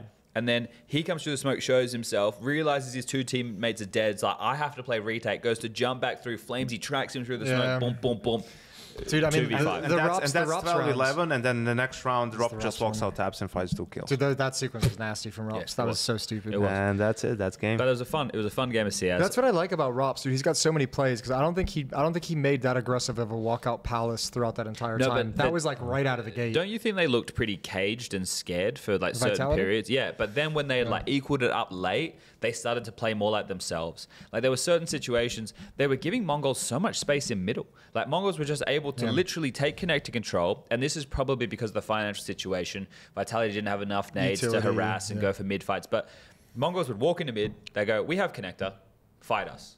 And they would just wait for them to fight them. And then they would win a duel and then they'd just finish the round. Like they're doing a B split, but with 2 guys attacking A. Like they're just like, we'll just make sure you're engaged over the entire map. Like Mongols, that's when they're putting their skill on display. And it can be so much fun. Like I think 9-10's mega legit. I think Mazinho has become so rock solid. Remember the little when he 16-year-old started, kid? and you were like, "What's he doing on this team?" Just like, shit in the poor bed. guy Yeah. just pulled out of some random land center in Mongolia. Like, Some fucking hot. now See, he's nuts. Blitz output as an in-game leader, really good in that series too. Like Techno plays a lot more of these supportive positions. He had a couple of key moments, but he was pretty average overall. And then Senzu's the one in these big games. And that's He had a I nasty told you, clutch though, I didn't he, said Senzu? in some Yeah. tournament, I said, I think Mzinho is their best player. Maybe it was Melbourne or Yeah, something. you said this recently. I remember you saying it. I would probably rephrase it to say he's their most consistent player. Like Okay. he falls off the least when it comes to these big games or playoffs, right? Sanzo is probably still their best player, but he drops off. drops off so much that he doesn't look like one when they play, some of these big names. But I'm excited for Mongols. I'm excited for Aurora. I hope that they have gotten over their stage fright by the time that we get into the major, because I want them to be in the playoffs. I want the playoffs of the major to be Vitality, Falcons, mouz, Spirit, Aurora, Mongols, and then if I have to pick 2 more teams. FaZe. Stop, guys. Should I have to pick 2 more Do we teams? Bro, have you don't want fucking Carrigan and s1mple No, in I the do. playoffs, I do. going up against Apex and Vitality. Just I don't do. get your hopes. I do. That's my quarterfinal, I do. baby. And here's Give me that. Here's the thing. When I went on, was it Snake and Banner? Is that the one? Yeah. Yeah. When I did that one with Duncan and Maui, and like no, that's not that one. And It's- the 8th team is Yeah, Energy. that's Snake Is and that Banner. is it? Yeah, We yeah. have 3 points. Yeah. And yeah, the one it was about FaZe being like, yeah, the FaZe like Elige killed FaZe, whatever. The FaZe that you know and love is gone. Yeah. s1mple is the only player in the world that can keep. He is the only player in the world that can keep the current FaZe with that status. He just is. Okay. He is. There's I know. no other player. I'm with you. Yeah. Jason, imagine we have this. I'm with you. I just said I'm with you. We have Vitality. Imagine. with Zywo. Close your eyes, Jason, right Shut now. the fuck up. Let me explain. But think about how stacked Counter-Strike could be at the moment. I know. You have Vitality with Zywo and Robs. I know. You have Falcons with Nico and Monacy. You've got Spirit with Donk. Yeah. Right? Then And Shiro. you've got Spirit with Donk. And Shout out to our boy. then you have Falcons. Then you have FaZe with s1mple. Like, think about the superstar era I we know. would be in then. And that would mean that s1mple needs to be dedicated and get back in. But Jason, Are we, he are we, changed gonna, are his we Instagram. having this conversation right Yeah, now? the 8th Are we playoff team is Yeah, not yeah. it. This is the first day I've seen anything that makes me feel like he's on the path to properly coming back Check into the pro this scene. out. I Check know, this out, it's Yanko. nice. This means like he has 1.6 million followers on Instagram. He's changed his fucking Instagram picture. Off the radar, on the mission. I like it. It's fucking good. I like it. I really do. Like I feel like there's like this sense that I want him to fail and I don't. I want him to succeed. I think Counter-Strike is in a better place, as you just outlined, if s1mple is doing better. This is the first thing I've seen that makes me think that mentally he's actually trying to get into It's it. also funny, they sounded pretty confident in interviews talking about how their practice went with Rain, Rain, yeah. you know, like, which is... Easy to say when Rain's not here. don't you hate the fact that it's like Kerrigan, s1mple, and these guys with all the experience saying practice is going great? Isn't there like something that's No, making? but that's Well, I the think reason it's I'm the- buying in. I think it's. I think that's twofold. First of all, things have been going so poorly for FaZe that actually having good practice is a, is a noteworthy positive. topic. Yeah. And the second one is it was such a wild card. It's such a Hail Mary. Like you didn't know what to expect from s1mple. So the fact that you're getting some positive feedback early on is like a great sign. Like you might get hopeful. And what we said about it, that's the same thing. FaZe needs 2 best of 1s and a best of 3 to be in the playoffs. No, they're in stage 2. they are. Stage 2, yeah. 4 best of 1s. It's a great stage 2, nice little warm up. You know, get that dark horse up and running and everything My like that. concern is they're boot camping in the US. How did you feel It's about not a concern. How did you feel about FaZe and s1mple at this event, or is it not even worth going down that road? He hit shots that reminded me of s1mple of old. He also Yeah. missed shots, but he hit shots that were like, that's the boy. That's the guy. Yeah. You were casting it. Oh, yeah. You were getting excited. I did get. Yeah. I got a You little were hyped getting up a couple of excited. times. I can't help it. You were drinking the Kool-Aid. You took Dinko's moment away. He passed it off to me. I did apologize to him after though. I said, "I'm sorry. That's just the way it works out Dinko's in sometimes." the room, I know dude. he's Should we right here. get- He's staring at me. He's got a little. You can't be lying. He's in the room to hold your He's camera right now. blushing. He's blushing right now. I don't even have to turn to see it. I just know it. Here's No. oh yeah, go. No, I was just gonna say like for FaZe, it is exciting. Yeah. Like you see like what could happen, right? I think it's crazy with two stand-ins and Yeah. skulls and whatnot and everything like, but you could see it. It's there. Kerrigan could just pull it off. He I could think just Carrigan make should something. change at least one player every 6 months. Just because. Just get the perpetual honeymoon period. Just no, not because of that. Because it means that he gets to call looser. sure. The longer I see a what you team's mean. together, the All right, tighter. which player on that team are you making the rotate bitch? Look, just make it a six in man rotate roster. out of the Make it a lineup. 6-man roster, and then you're able to just keep. You can say you're on the bench for 6 months. Sure. You can go spend time with your family. Yeah. But could we just quickly? So let's say it was those 7 teams. Exclude all the players in those 7 teams. And Navi is 8. No, but like just pretend there's an 8th slot. Okay. Out of the remaining players in all of Counter-Strike, could we build another superstar team? Yes. Who? Okay. Who's of superstar caliber pull this enough list that would up be on the the- lead name? That's not. Oh, okay. Shit. Now I see what you said. Yeah. Okay, so you said Vitality, Spirit, mouz, Falcons, He's Aurora, thinking more of a player. Who Mongols, would be a player that's not on FaZe. those teams? Yeah, on those 7 teams. Those are the 7 teams. So you have Liquid available, you have G2 Kyosuke. available. So you I have guess Navi you could start available. with Twists as like your first piece, Yeah. right? You could, yeah. Do you think he's good enough to be in the status? I think, I'd like to I think believe of I think so. of the players remaining, he'd be probably one of the 5 people in consideration. Exactly, Yeah, right? yeah. So that's where I'm at right Yeah. now. If we had to build like Who's the another, upper? this is the hard part. Well, where do you want to go with that? Because you have some Bro, options. I mean, I don't think he is the one for this conversation, but it's fun watching s1mple when he's on, man. Yeah. Like because he's not mega flashy. It's not the flicks that you get. He's just so good at moving, positioning himself. Hi, Josh. Hey, it wouldn't be the same. It's without almost him. from the Deva school of opping, I feel, with some Yeah, players yeah, sometimes. yeah. Because I mean, There's a name for yeah, you. that'd be the names like Device, Sunpius, Stone's there. Wrinkle, maybe. Why if is you wanted to Josh go so for an upset opper. right now? He does look angry. Because we played last night, and we had our PC set up, Here we go. and the fucking power got taken out, and he didn't move. Oh, Josh is Oh. accusing Dinko of overpowering the board here. Oh, popping the circuit. And Dinko's holding his ground. He He's is. not, Yeah, he's he not is. letting He's firing himself back. get He is. alpha by Steel, Well, who's he like is taller than 12 Josh. years older than Yeah, him. but taller. Dinko's taller, and you Lank can. here got a little bit more If reach. I hit him. It's possibly true. Bloody hell. Yeah. So, you think s1mple is the guy? For that, I don't know. It's hard. Not that, because you won't find a name that really No, we don't have anybody in that convinces you. status. You know, There's no one that like will take that spot I unequivocally. think maybe 6 months from now we would be looking back and saying Device because if you see him with Hooksy and like with a proper team and a normal like environment, maybe he still has it because he's shown flashes in Astana, him and Stone both. Yeah. Yeah, Stown was. Stown had a good Yeah, event, props to Stown. It was like 3 days into the event, he was the number 1 rated player at the event. I was like, oh, Hooksy effect. But that was group stage. Yeah. He was then good in playoffs, or he had better playoffs than he normally Yeah. does. Device is actually a really interesting thought. So you could have Device twists. I wish Device would leave Astralis We and need go some fucking chase we need trophies. some fucking new age young. Can we go with Hooksy though? Can we have Hooksy too? You wanna put Hooksy in there? Hooksy was part of G2 who won Katowice and Cologne. Yeah, I know. Yeah, I remember. It was last I was year. there. I was there. Yeah, I mean you can. No, give me a fucking wacky rifler. Tania. Ooh, Tania? Tania's a decent I think he's shout. sharp as fuck. We're building a team for the His future right English now. is his problem, but Yeah. he is sharp as fuck. And we need one more Kyosuke. What about Nerds? Yo, I'll throw a wild one out there for you. Nerds is good. That's topical as But that's well. too This liquid. this is one of like the sad parts of the Bestia Bit? thing. Bits on Tomazin Navi. was wild. Now in the you're last- getting crazy. I'm talking star status Thomason right was now that wild. we Star can status inject right now? and we'll get signed for like the next Marvels movie. The bit is the like, what's going on with him? Grim. man? Yeah, well, Navi's fucked. Navi Yeah. will have Yeah, changes in the yeah, break, yeah, yeah. 100%. They have to, right? Yeah, 100%. 100%. What are the percentage chance they bring back s1mple? Say he has a good major. I think it's better for s1mple to go to FaZe. Yeah. Better for s1mple or better for Navi? Well, here's the thing. I don't think Navi...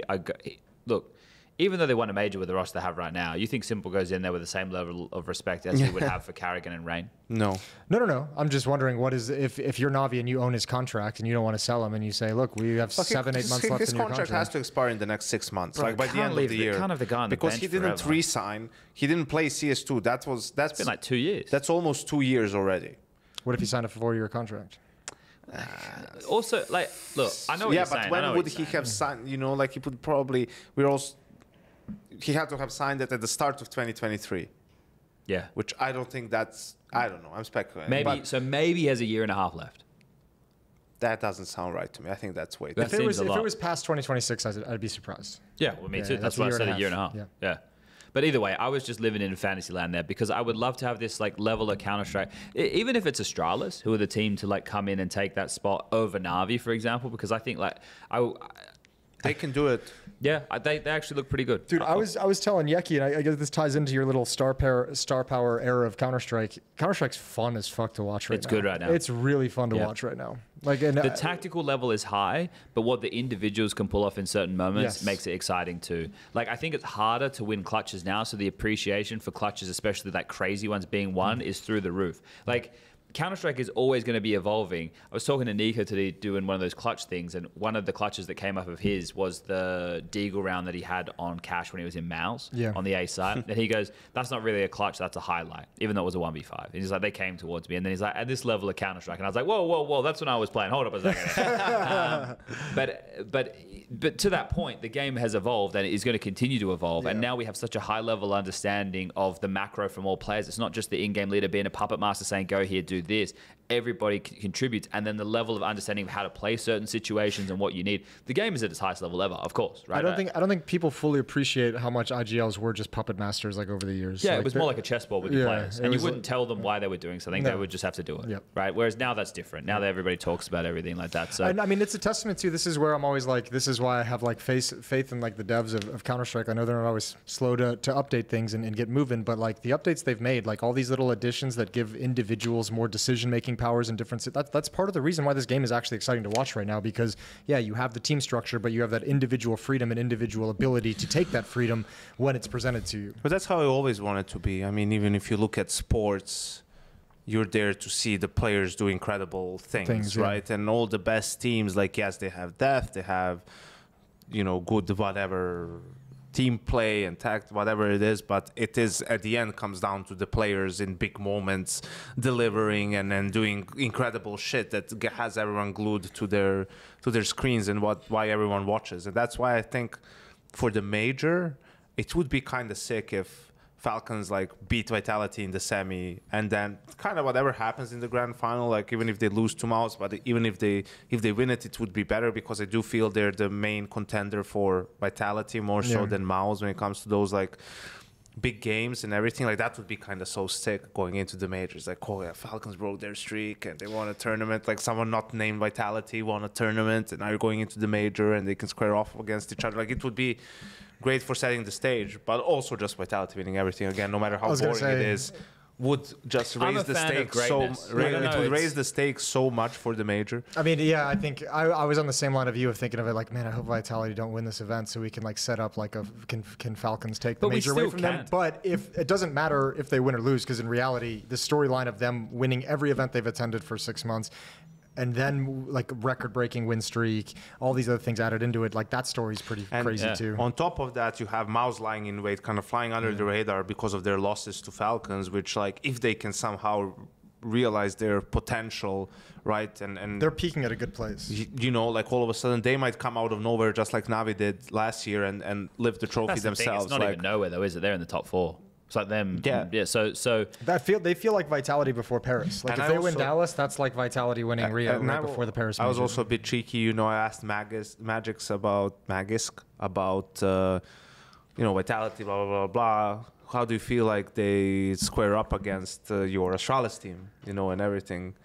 And it's like, yeah, I think they definitely like. I think he said that he thinks their streak is the best one in history. Vitalities. Yes, right now that they have. He thinks it's like... Well, that's fair. I think because of the level of teams that passes NIP one, and he also agrees that the fact that there's no best of one makes it easier for them to have the streak.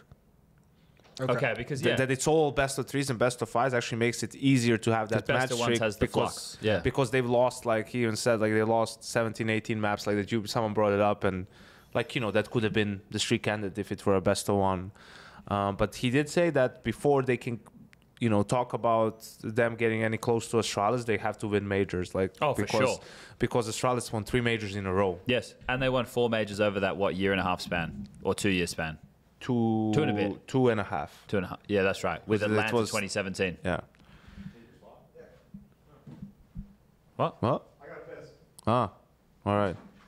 Oh, so he's getting his son. Wait, so we brought in a replacement. He could have just gone to the I bathroom. don't know. I guess he wants Yeah. me to keep his seat warm.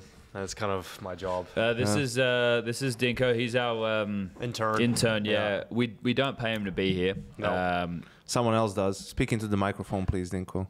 Speak it into the microphone. What does Jason make you do for him? A lot of things. Last week he made me kind of babysit his family, you know, and went for ice cream, and we had dinner together, and I helped with the yard work. What was he doing? You know, he just Playing kind of games. he was playing games upstairs, you know. Was he Yeah. really? Yeah, he was playing some A ramps, some League of Legends A ramps, and I was helping with the gardening. Yeah. Was that your like payment for staying there?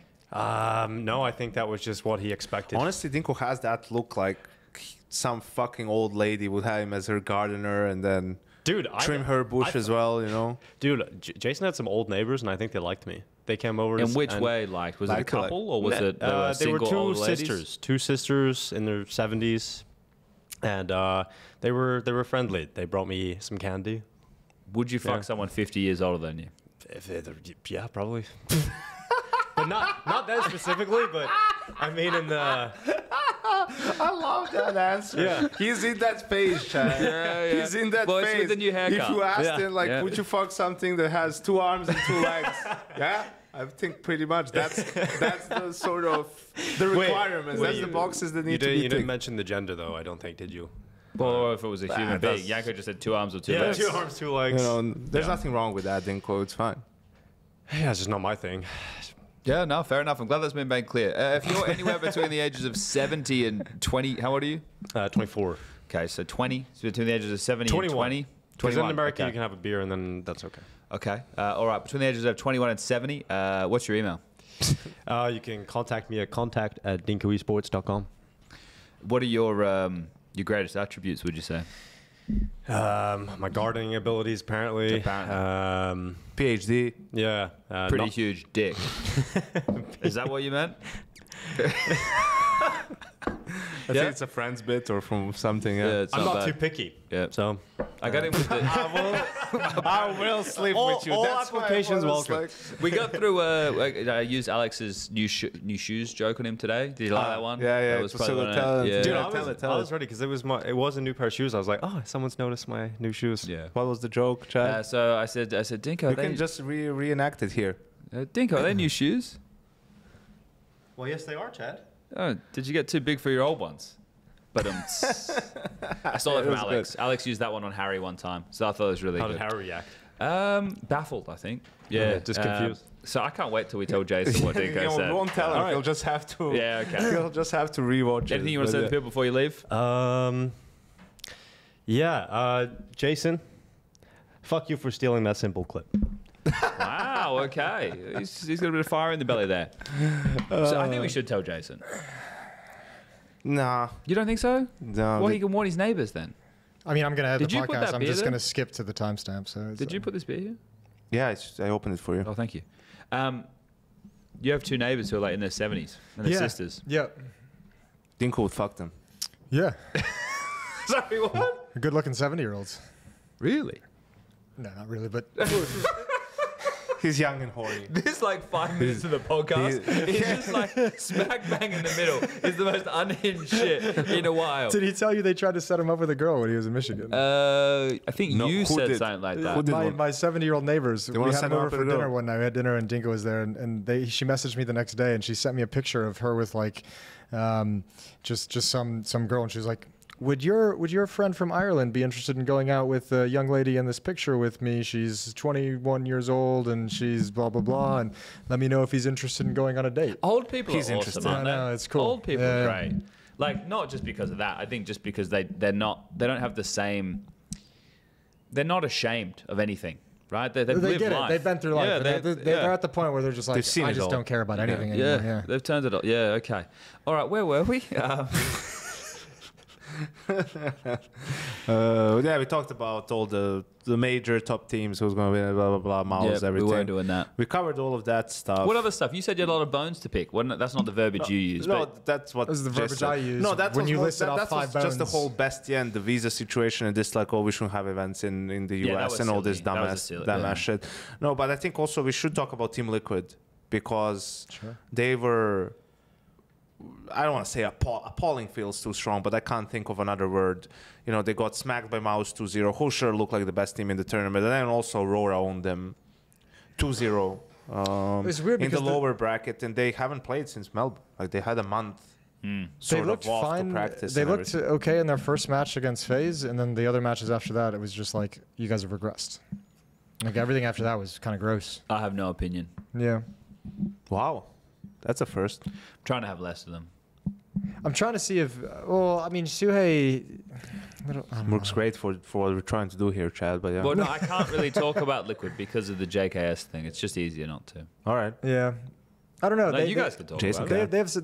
They have some real issues. Obviously, I haven't really pinpointed them yet after watching this. I'm waiting for the major to see when they have more time and get things. I a didn't little do bit any more of settled. their games here. Yeah, They were I on mean, the B stream mainly, I weren't think- they? I think- Jason did the first one, but that was it. I think the rest of the time they were on the B stream. Twist looked really good. I think Nerds had an off event. I think Ultimate looked okay. Nerds has been quiet Yeah.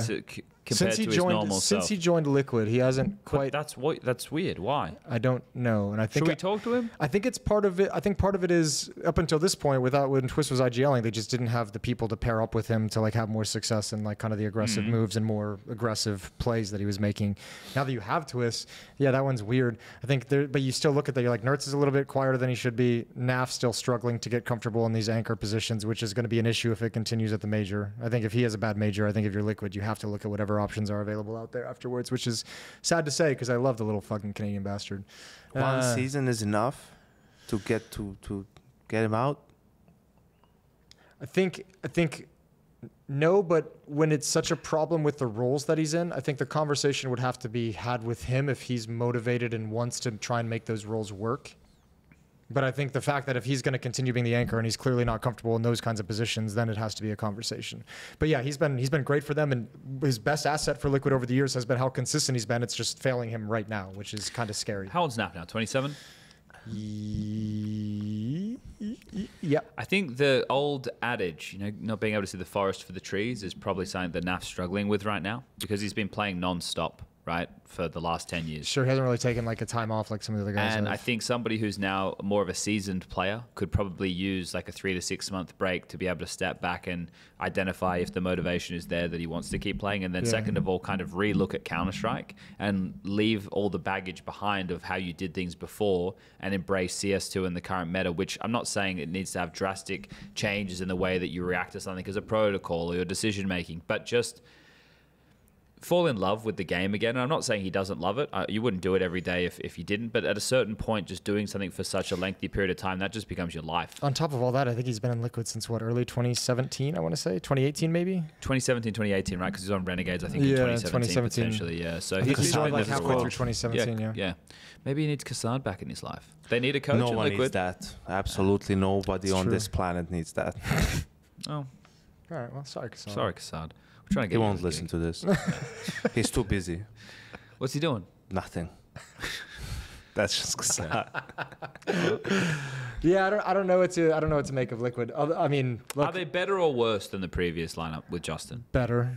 Okay, well But I then don't that's think a good I sign. don't think that has anything Are to they do with better? Justin. I mean, Yanko disagrees. it's hard to say that, to be fair, because Okay, it's been like an Mr. event, maybe two. Mediator.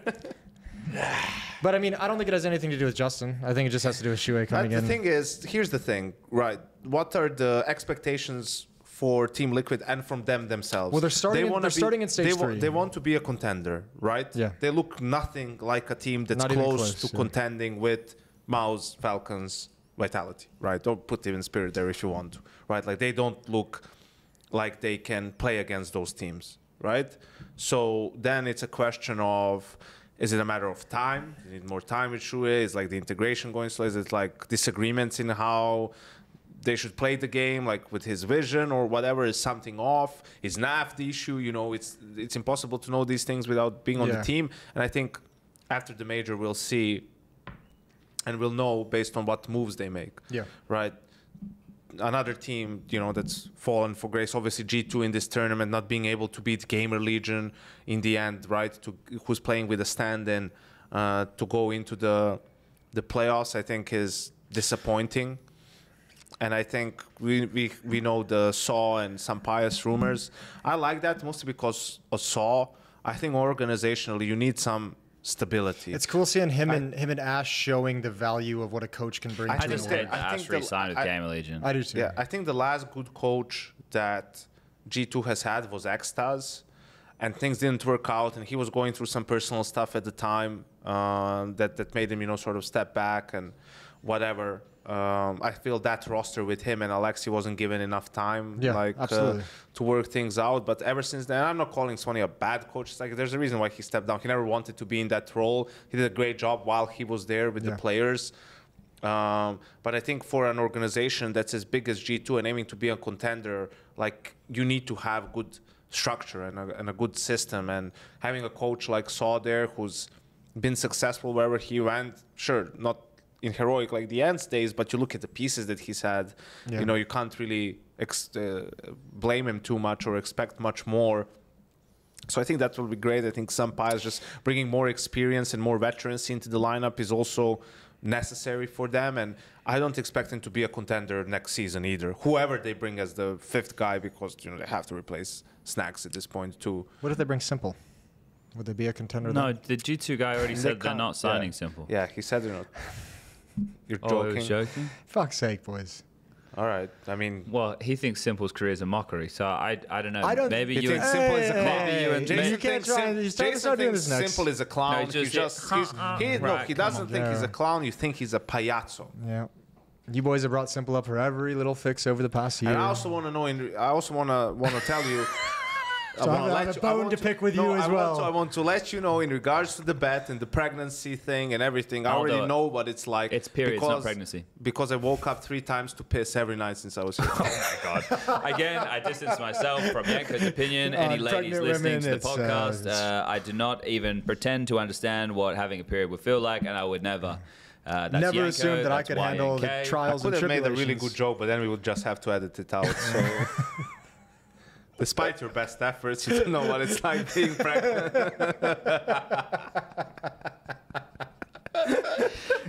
Oh dear. Oh, we lost it. I like that. I like that we just had this conversation about G2 because I've been really. I want to turn the corner on the G2 topics. Like I like this for me. This like 1 year from them winning Dallas with Stewie last year to now is just like that's like the end of this arc of like this whole Nico and Monacy. Like they're firmly in rebuilding territory now. Yeah, Like, yeah, but they're owning But that. like this year is such like a great time lapse of poor decisions and where it's put you from winning Dallas last year to now. I know, but look at the conversation that Chad, or the point that Chad was making about these super teams or teams with superstar players, is like there's no one on the market that G2 can get that fits into that category. And sure, you can argue how high is the ceiling of a player like Malbs and a player like Heavy God. Can they maybe develop into those players? Into that, but even if so, how long is it going to, you know what I mean? Like that's the problem. Like that's why I said that the rebuild for G2 is going to be long and painful because this is also why it's so strange though, because it's weird having an org like G2 where you praise them for the intelligence of the roster decisions to grab Malbs and Heavy God, like young new players with a lot of potential and a lot of time left in their careers, but then you also have to shit on them for being like, how do you let Nico and Monacy go? But that's it, right? Like I guess for me, and this is where I think I'm different to most. you're a special little flower. I have already let that go. Like, for me, I'm not sitting there going, oh, well, why didn't they make better decisions so they could have kept Nico? It's done now. Yeah. It's done now. Like, I understand your point, too. That's what I'm saying. Like, this is the last conversation I want to have about this Nico and Monacy G2. But I'm not even talking about that. It's just more about, like, moving forward. That's why Saw is such a big sign. But imagine this, right? So you do get some Pius and Saw, and then you have Malbs and you have Heavy God. And let's say that you keep Hunter. You have one more piece that you can bring in, right? Now, do you want that piece to be a rifler? Well, it has to be a rifler. Do you want that piece to be an in-game leader or a rifler? Yes. And Shuey's only on loan at Liquid. Yeah. And if things don't go well for him there, then maybe he is going to... I'm not talking for him, but if I was him, I would look at all my options. Yeah, but then you're also wondering, okay, so mouz benched him after the season started, and now things didn't work out in Liquid. Why? But he went into a team that was already having problems I at know. Liquid. I'm just saying it warrants some digging around, like investigating and figuring it out. Especially because the mouz departure is still so tight-lipped. Like watching Trace ask Shuhei that question. Yeah. Was in just seeing his reaction to it. I was like, oh, nobody wants to touch this one. Like, there's not even like a lie being offered. I'm sure somebody knows. No, I'm sure plenty of people know. It's just weird. I was standing in line with Sabrina for 40 minutes to an hour. Did you ask her? I didn't. And now that I had her cornered, she couldn't go anywhere. She couldn't leave. I should have asked her.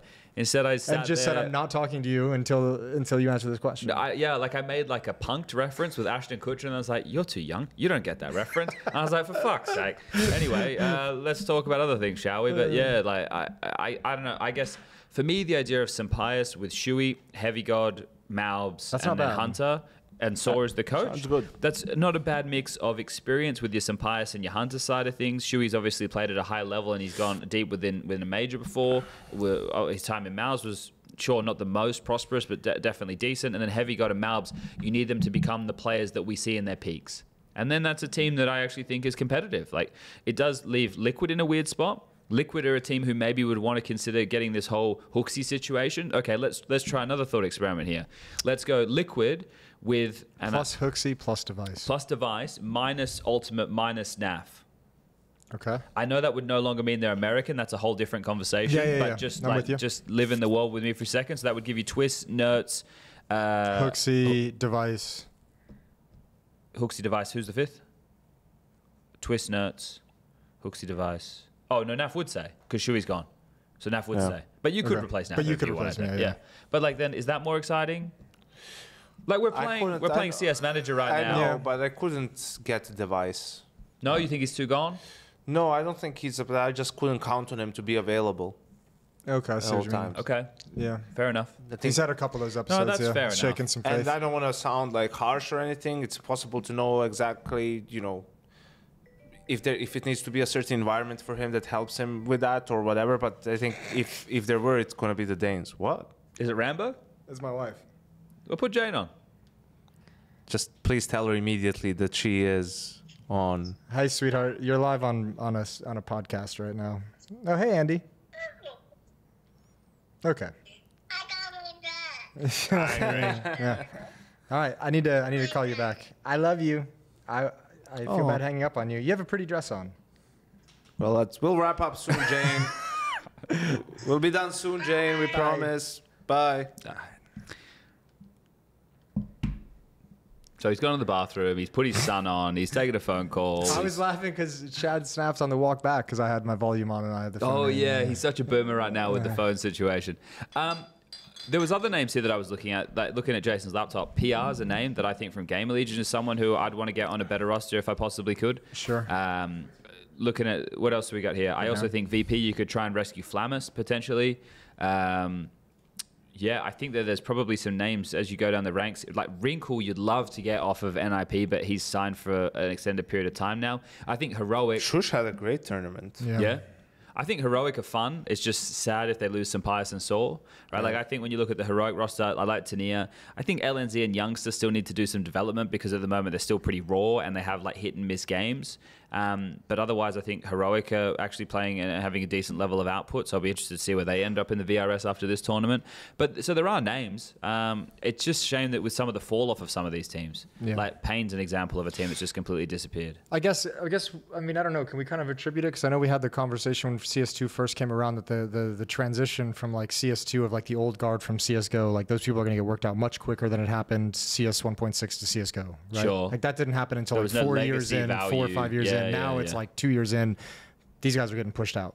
Yeah, but which names are we talking about? Like, who's left still? I mean, outside of like the IGLs, like your Kerrigans and Apexes and Device, outside of like your really specialty players. Towards the end of CS:GO, your Flamesies, and your Mezzies were hot prospects towards the end of CS:GO, right? Yeah. So, but they're still young enough to make that transition pretty seamless. Fair, yeah. You know, think of like Rain now having a second kid, and this isn't to like put a spotlight on Rain and say he can't do it, but we know from just having one kid, if you are a player who has to grind and think of ideas of how you're going to handle situations and think of ideas that you want to test, think of utility, like there's just so many hours in the day now where once you start getting into like the other things in life, you just don't have that many hours to spend thinking about things. So like eventually you're just going to you just can't keep up. Yeah. And that's always been the issue, right? Yeah. Because the way that it was translated back in the day was, oh, the older you get, you can't play Counter-Strike anymore. But that was because the money wasn't good enough to support you and a family. Yes. Now that the money's good enough, it's maybe now that the money's good enough, people can start finding ways to organize their life so it's still centered around Counter-Strike the way professional athletes have to do it. But yeah, I think it's just gonna be tough at the moment for some of these guys to keep up with the fast-paced changing. We are always breaking new ground, right? And this is the thing. My concern with Rain in this phase roster is like the positions he's been put in, having to adapt late in the piece, and understandable making way for a Liege who's very skilled. But Liege is also 27 or something along those lines, so it's not like he's a spring chicken either. There's only 3 year difference between him and Rain. Doesn't mean shit. Yeah, exactly. It's the circumstance, right? Yes. Yeah. But the thing is, like, you wonder at what point the toll is taken on a player like a Liege, because his partner, we all know, like, it's a public relationship. Goose Frida, she plays for FlyQuest Red, and she lives in America. Yep. Or it's America, right? Yeah. And then Liege is now spending most of his time over there in Europe to be playing for FaZe. So, you know, everybody has these type of circumstances. Like, I get it. I can sympathize with that. Most of my relationships have been a fucking dumpster fire because I live on the other side of the world with the girls I decide to date for some fucking reason, right? Because you never wanted to work in the first place. That's the deep analysis of your character, and that's why you go. Maybe Chad, we're going to bring in your first ex-girlfriend now. She'd probably have some funny things to say, though. Yeah, sick one. No, they're all nice. They're all lovely. They're all lovely. We have a saying in Serbia for those situations. We say only the best about the deceased. That's nice. Where should we go? There's been a lot that's happened in the news, and I'm having a fun time talking. It's been a little bit of a party lately. I'm like overwhelmed. It's more fun when we do this in person. It really is. When I'm at home, I get bored. I love hanging out with you guys. Yeah. Yeah, I only do it with microphones on though, so. Half true. Bro, the rehearsal today was like the conversations we had was like the green room was lit. It was popping off. We were having like zingers left and right. Like everyone was loving it except for Jake. Jacob's got a couple for a number of days in a row now. Yeah, but he keeps taking it. I know. He's like a champ, right on the chin. He's also kind of deserved it. Like he can be a bit of an asshole, man. You guys aren't there. You're casting. Like I'm in there. He's asking a bunch of stupid ass questions. He's pissing King off. He's calling Kinga names. Whoa. Ooh, you know, that's dangerous. Be nice to get away with that. Be nice to Kinga. You know, he's out there cycling, not putting sunscreen on. Oh yeah, dude, he did get massively. Was he a shirt off though? I thought his chest was. That's what was so weird. It was What's like the point of like losing 100 kilos if you're not going to have your shirt off, Chad? Of course it was off. He's got a good point there. But yeah. What else has happened in the news, guys? I don't know. I was really happy for Molodoy having his moment on stage in Astana. That was really cool. Those are the kind of moments that make me just like really happy for other people. Like that's a memory that kid's never gonna forget. Yeah, that's true. You know, like and you know, when I was talking to Yakinder, he's the same thing. He was like, I pulled him aside after that. He's like, I told him, not a lot of people get those. Like those are hard to come by in this game. So enjoy that. Like keep that memory forever. Yeah, I think we didn't talk really about Astana. In terms of not necessarily, but it was a lot of fun. The crowd was very unique. It was hard to tell from the cameras on the first couple of days what the attendance was. It was good. Like it was good. It was loud. It was pretty full. Like I don't know, probably both the weekend days. Like I haven't really looked that much. Yeah. Like the thing is, sometimes there was like a signing session for one of the teams, so people like. Only when the game starts get in. But what I was going to say is like, you know, Spirit was one of the favorites, but people were like loving Hooksy. And there wasn't really like people were cheering on when Astralis had like a round or someone had a round or a moment. Like it really was one of those crowds that seemed not to have any bias and happy for the Counter-Strike, and a ton of fans being there. So that was like really cool to see. Also kind of I think for us at this point, going to a place that we've never been before for a Counter-Strike A novel tournament, and especially experience, a big one, is like The city looked really cool. Like the pictures that I saw people putting up, whatever that fucking monument was, that like orb type thing that was going on there. I don't know what the fuck that was. Museum of something, I believe. And That, the Botanical Gardens, the Grand Mosque. I wanted to go to Astana so bad. I want to see that city so much. I didn't have any idea. Like I had no idea of what Kazakhstan would be like. Obviously, I didn't go. I was doing the remote stuff with Alex playing with the soundboard. No, it was like on the ground. I don't know what the fuck it was. I know Harry was putting pictures up. This was, you could see it from our hotel. Mega Silkway? Maybe that's it. No, that's the mall. Okay, yeah, I don't know. But it's right there. But Harry had... This one? Yeah. Nur Yeah, Alam Museum? that's the one. That's the one. Harry had really nice things to say. Like Harry said, it, it's very clean and everything like that. And I like, because I have no expectation of the place. I don't know what it's like. Astana is one of those cities. I think it was built from the ground up in like the 80s or something. Like there was nothing there, and they just decided. Big Soviet influence. Yeah, right? they just decided. Well, they were in the Soviet Union. They just decided to put a city there. So then it's all like boulevards. It's like blocks of buildings. Astana is such a cool name for a city too. Like it's just a banging name. Yeah, really. Yeah, I guess so. So that was like the fun part of it, definitely. And there were some good games. I mean, Astralis was a fun storyline. Spirit got it done. They got the job done. It was mandatory that they won that. It was absolutely really mandatory. indicting. What do you guys feel about like the Donk interview in the end? Did you guys see it? About which part of it? Just his reaction was so James asked him. He asked him like, "Oh, this crowd here, they're cheering for you." I'm butchering the verbatim, but he was, he was like, he said, "I don't care." Yeah. Right. And then, how do you feel about all these people like cheering you on and like, how does that feel? He's like, "I don't care."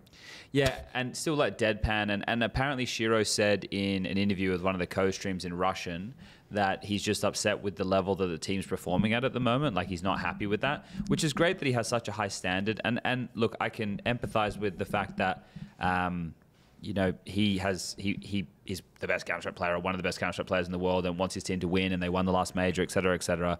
And then I also bring into it, he's 18, or he's 17, right? Like he's a young man.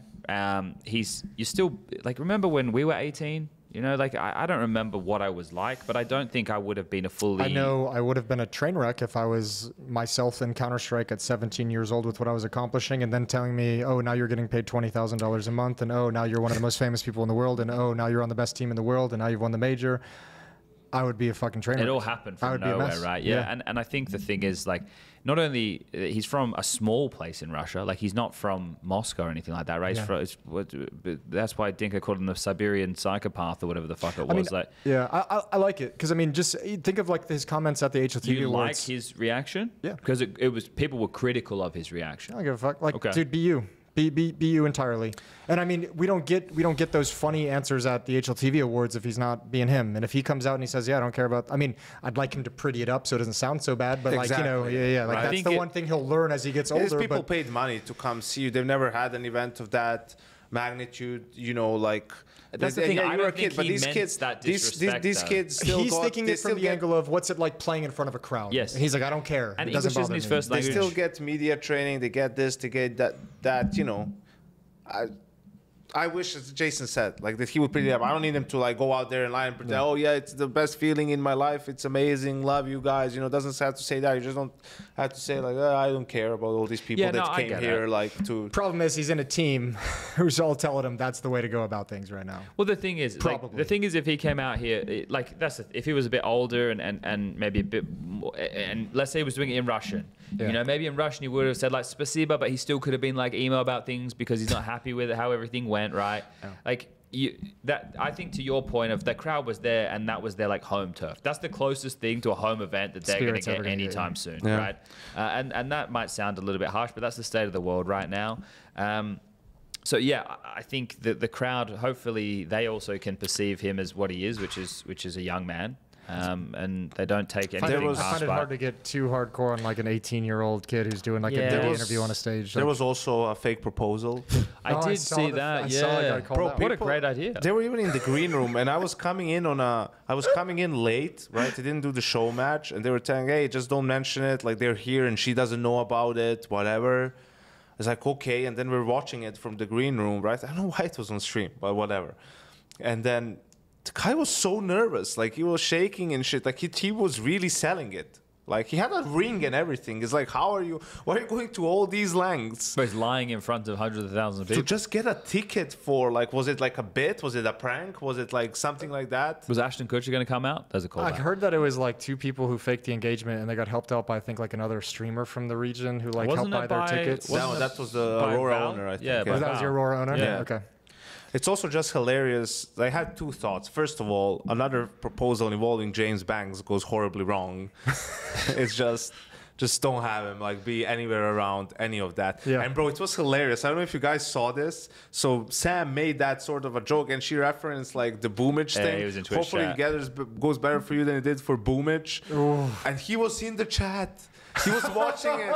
He was in the chat, and he wrote Kappa. He wrote Kappa. Oh no. Bro, I couldn't believe it. We fucking died. Boomage. Like, it was so hilarious. And the second thing I was thinking, because of the outfit that James was wearing, it was the traditional with the Kazakh wear. hat and everything. I was thinking, like, Kazakhstani wear. would No, he, like, in Kazakh. Oh, you're Cologne, right, it is Kazakh. wear the outfit of a priest because it is the cathedral of Counter-Strike? I think you might. did do might the Dr. wear- Banks might for wear the groups, but- Lederhosen, What's that? like the German that they wear when it's. But isn't that's not everywhere? Isn't that in Bavaria? I don't know. Like for man. Oktoberfest You and think shit? I'd know? I should have a good scope of the If we get Germans. an event ever in Salt Lake City, we could throw in some Jesus jammies, like the Mormons. And then we're partying. I like how you said that, like as if that's such a hot spot for esports. I'm thinking of Salt dressing up Lake as a It's a City. hot Cowboy. spot for the Mormons. Should I dress up as a cowboy? You should. What do you reckon, Jason? I'm not going to go full cowboy, but I'm going to get some bolos. I don't know what a bolo is. It's a bolo tie. It's Yeah, a it's it's like a the- Texas with two tie, the 2 strings. strings instead of an actual tie. I wanted to I've been go watching full. Yellowstone, so I can do something. They're wearing too. them all over that show, yeah. I wanted to go full. Like I wanted I to want a do. belt buckle. Okay, like, you want to get like the authentic with the belt buckle, the boots, the hat. Yeah. That's going to run you a pretty penny if with you the want to I'm get only spitting, gonna like rent it. chewing tobacco. Okay. only Oh gonna yeah, rent you could do it. that for sure. Yeah. You want to rent some cowboy outfits? Well, not for this event. For the next Well, one. next one, yeah. Not just for the bedroom. Well, that's you got to buy it for that. You know? Yeah. Yes, you You break can't it, return. You, buy You it. can't return those clothes. Yeah, as long as you get it cleaned first, I think it's okay.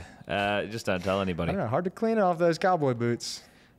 Okay, let's change this Shouldn't up. it be Yeah. easy to clean off those cowboy boots? Let's change this up. they Bolo do. ties are really nice. Look at these, Chad. These look great with this bright blue one. Do you think I'd look good in that? Yeah, brings out the That's color of your probably the eyes. only tie you would wear. Do you think if I was walking around the street in a cowboy outfit in Austin, Texas, there'd be some looks? No. No. Oh. Maybe a couple, but not really. Maybe downtown. Yeah. Yeah. Jane and I did a wedding in New Orleans the other week, and New Orleans. and there's just like it's a wild place. There's just like groups of people walking around full blown dressed as pirates, and I'm not talking like Halloween outfit pirates. I'm talking about full Jack blown Sparrow. cosplay pirates. Army And there'll just be like a group of 6 of them wandering around drunk, and then 10 minutes later you stumble into another group of 5 pirates just wandering. Did you ask them for some rum? No, but Jane and I did want to go talk to them and ask them why they were walking around like pirates, but we never You completed can't that do task. that, Jason. You can't? You just have to let them be. That's not fair? No, let them be Live who and they let are. live. I can't man. ask if is there a reason why No. there's multiple groups of pirates around, or Because do you they're a just pirate. enjoy being a pirate? They're a pirate. What? You're a podcaster. It's true. Not anymore. He trimmed off his beard. Yeah, I'm not wearing a cap anymore. Sort of mic in your. I'm glad that he's changed the mic condom. The Yeah. filter. Has that been bothering you for like 2 years it and you has haven't been. brought it up? It's just like it looks so out He's of been bringing place. it up actually all the time. He's been You've just telling been me- ignoring he's it. been messaging me on WhatsApp. Yeah. Now we Bitching just need to about get your- this little guy a stand, and then we'll be all right. This is fine. He still don't have a stand. You just didn't bring one to troll me, Jason. It's okay. I left stuff at home. I packed very lightly for the 5 I weeks worth know. of travel. I bought brand new XLR cables as well. So when you said you didn't pack them, I was like, damn it. Sorry, man. It's all right. Nice. All right. Feels like we're out of juice. Yeah, I think we're Yeah, probably done. I think we're good. Is there anything we didn't cover? I think we covered everything. New update with recoil. I need to play some more. I don't even think it Oh, makes that big of a difference. But I maybe will it does. say, I fucking love Valve trolling when they release these updates.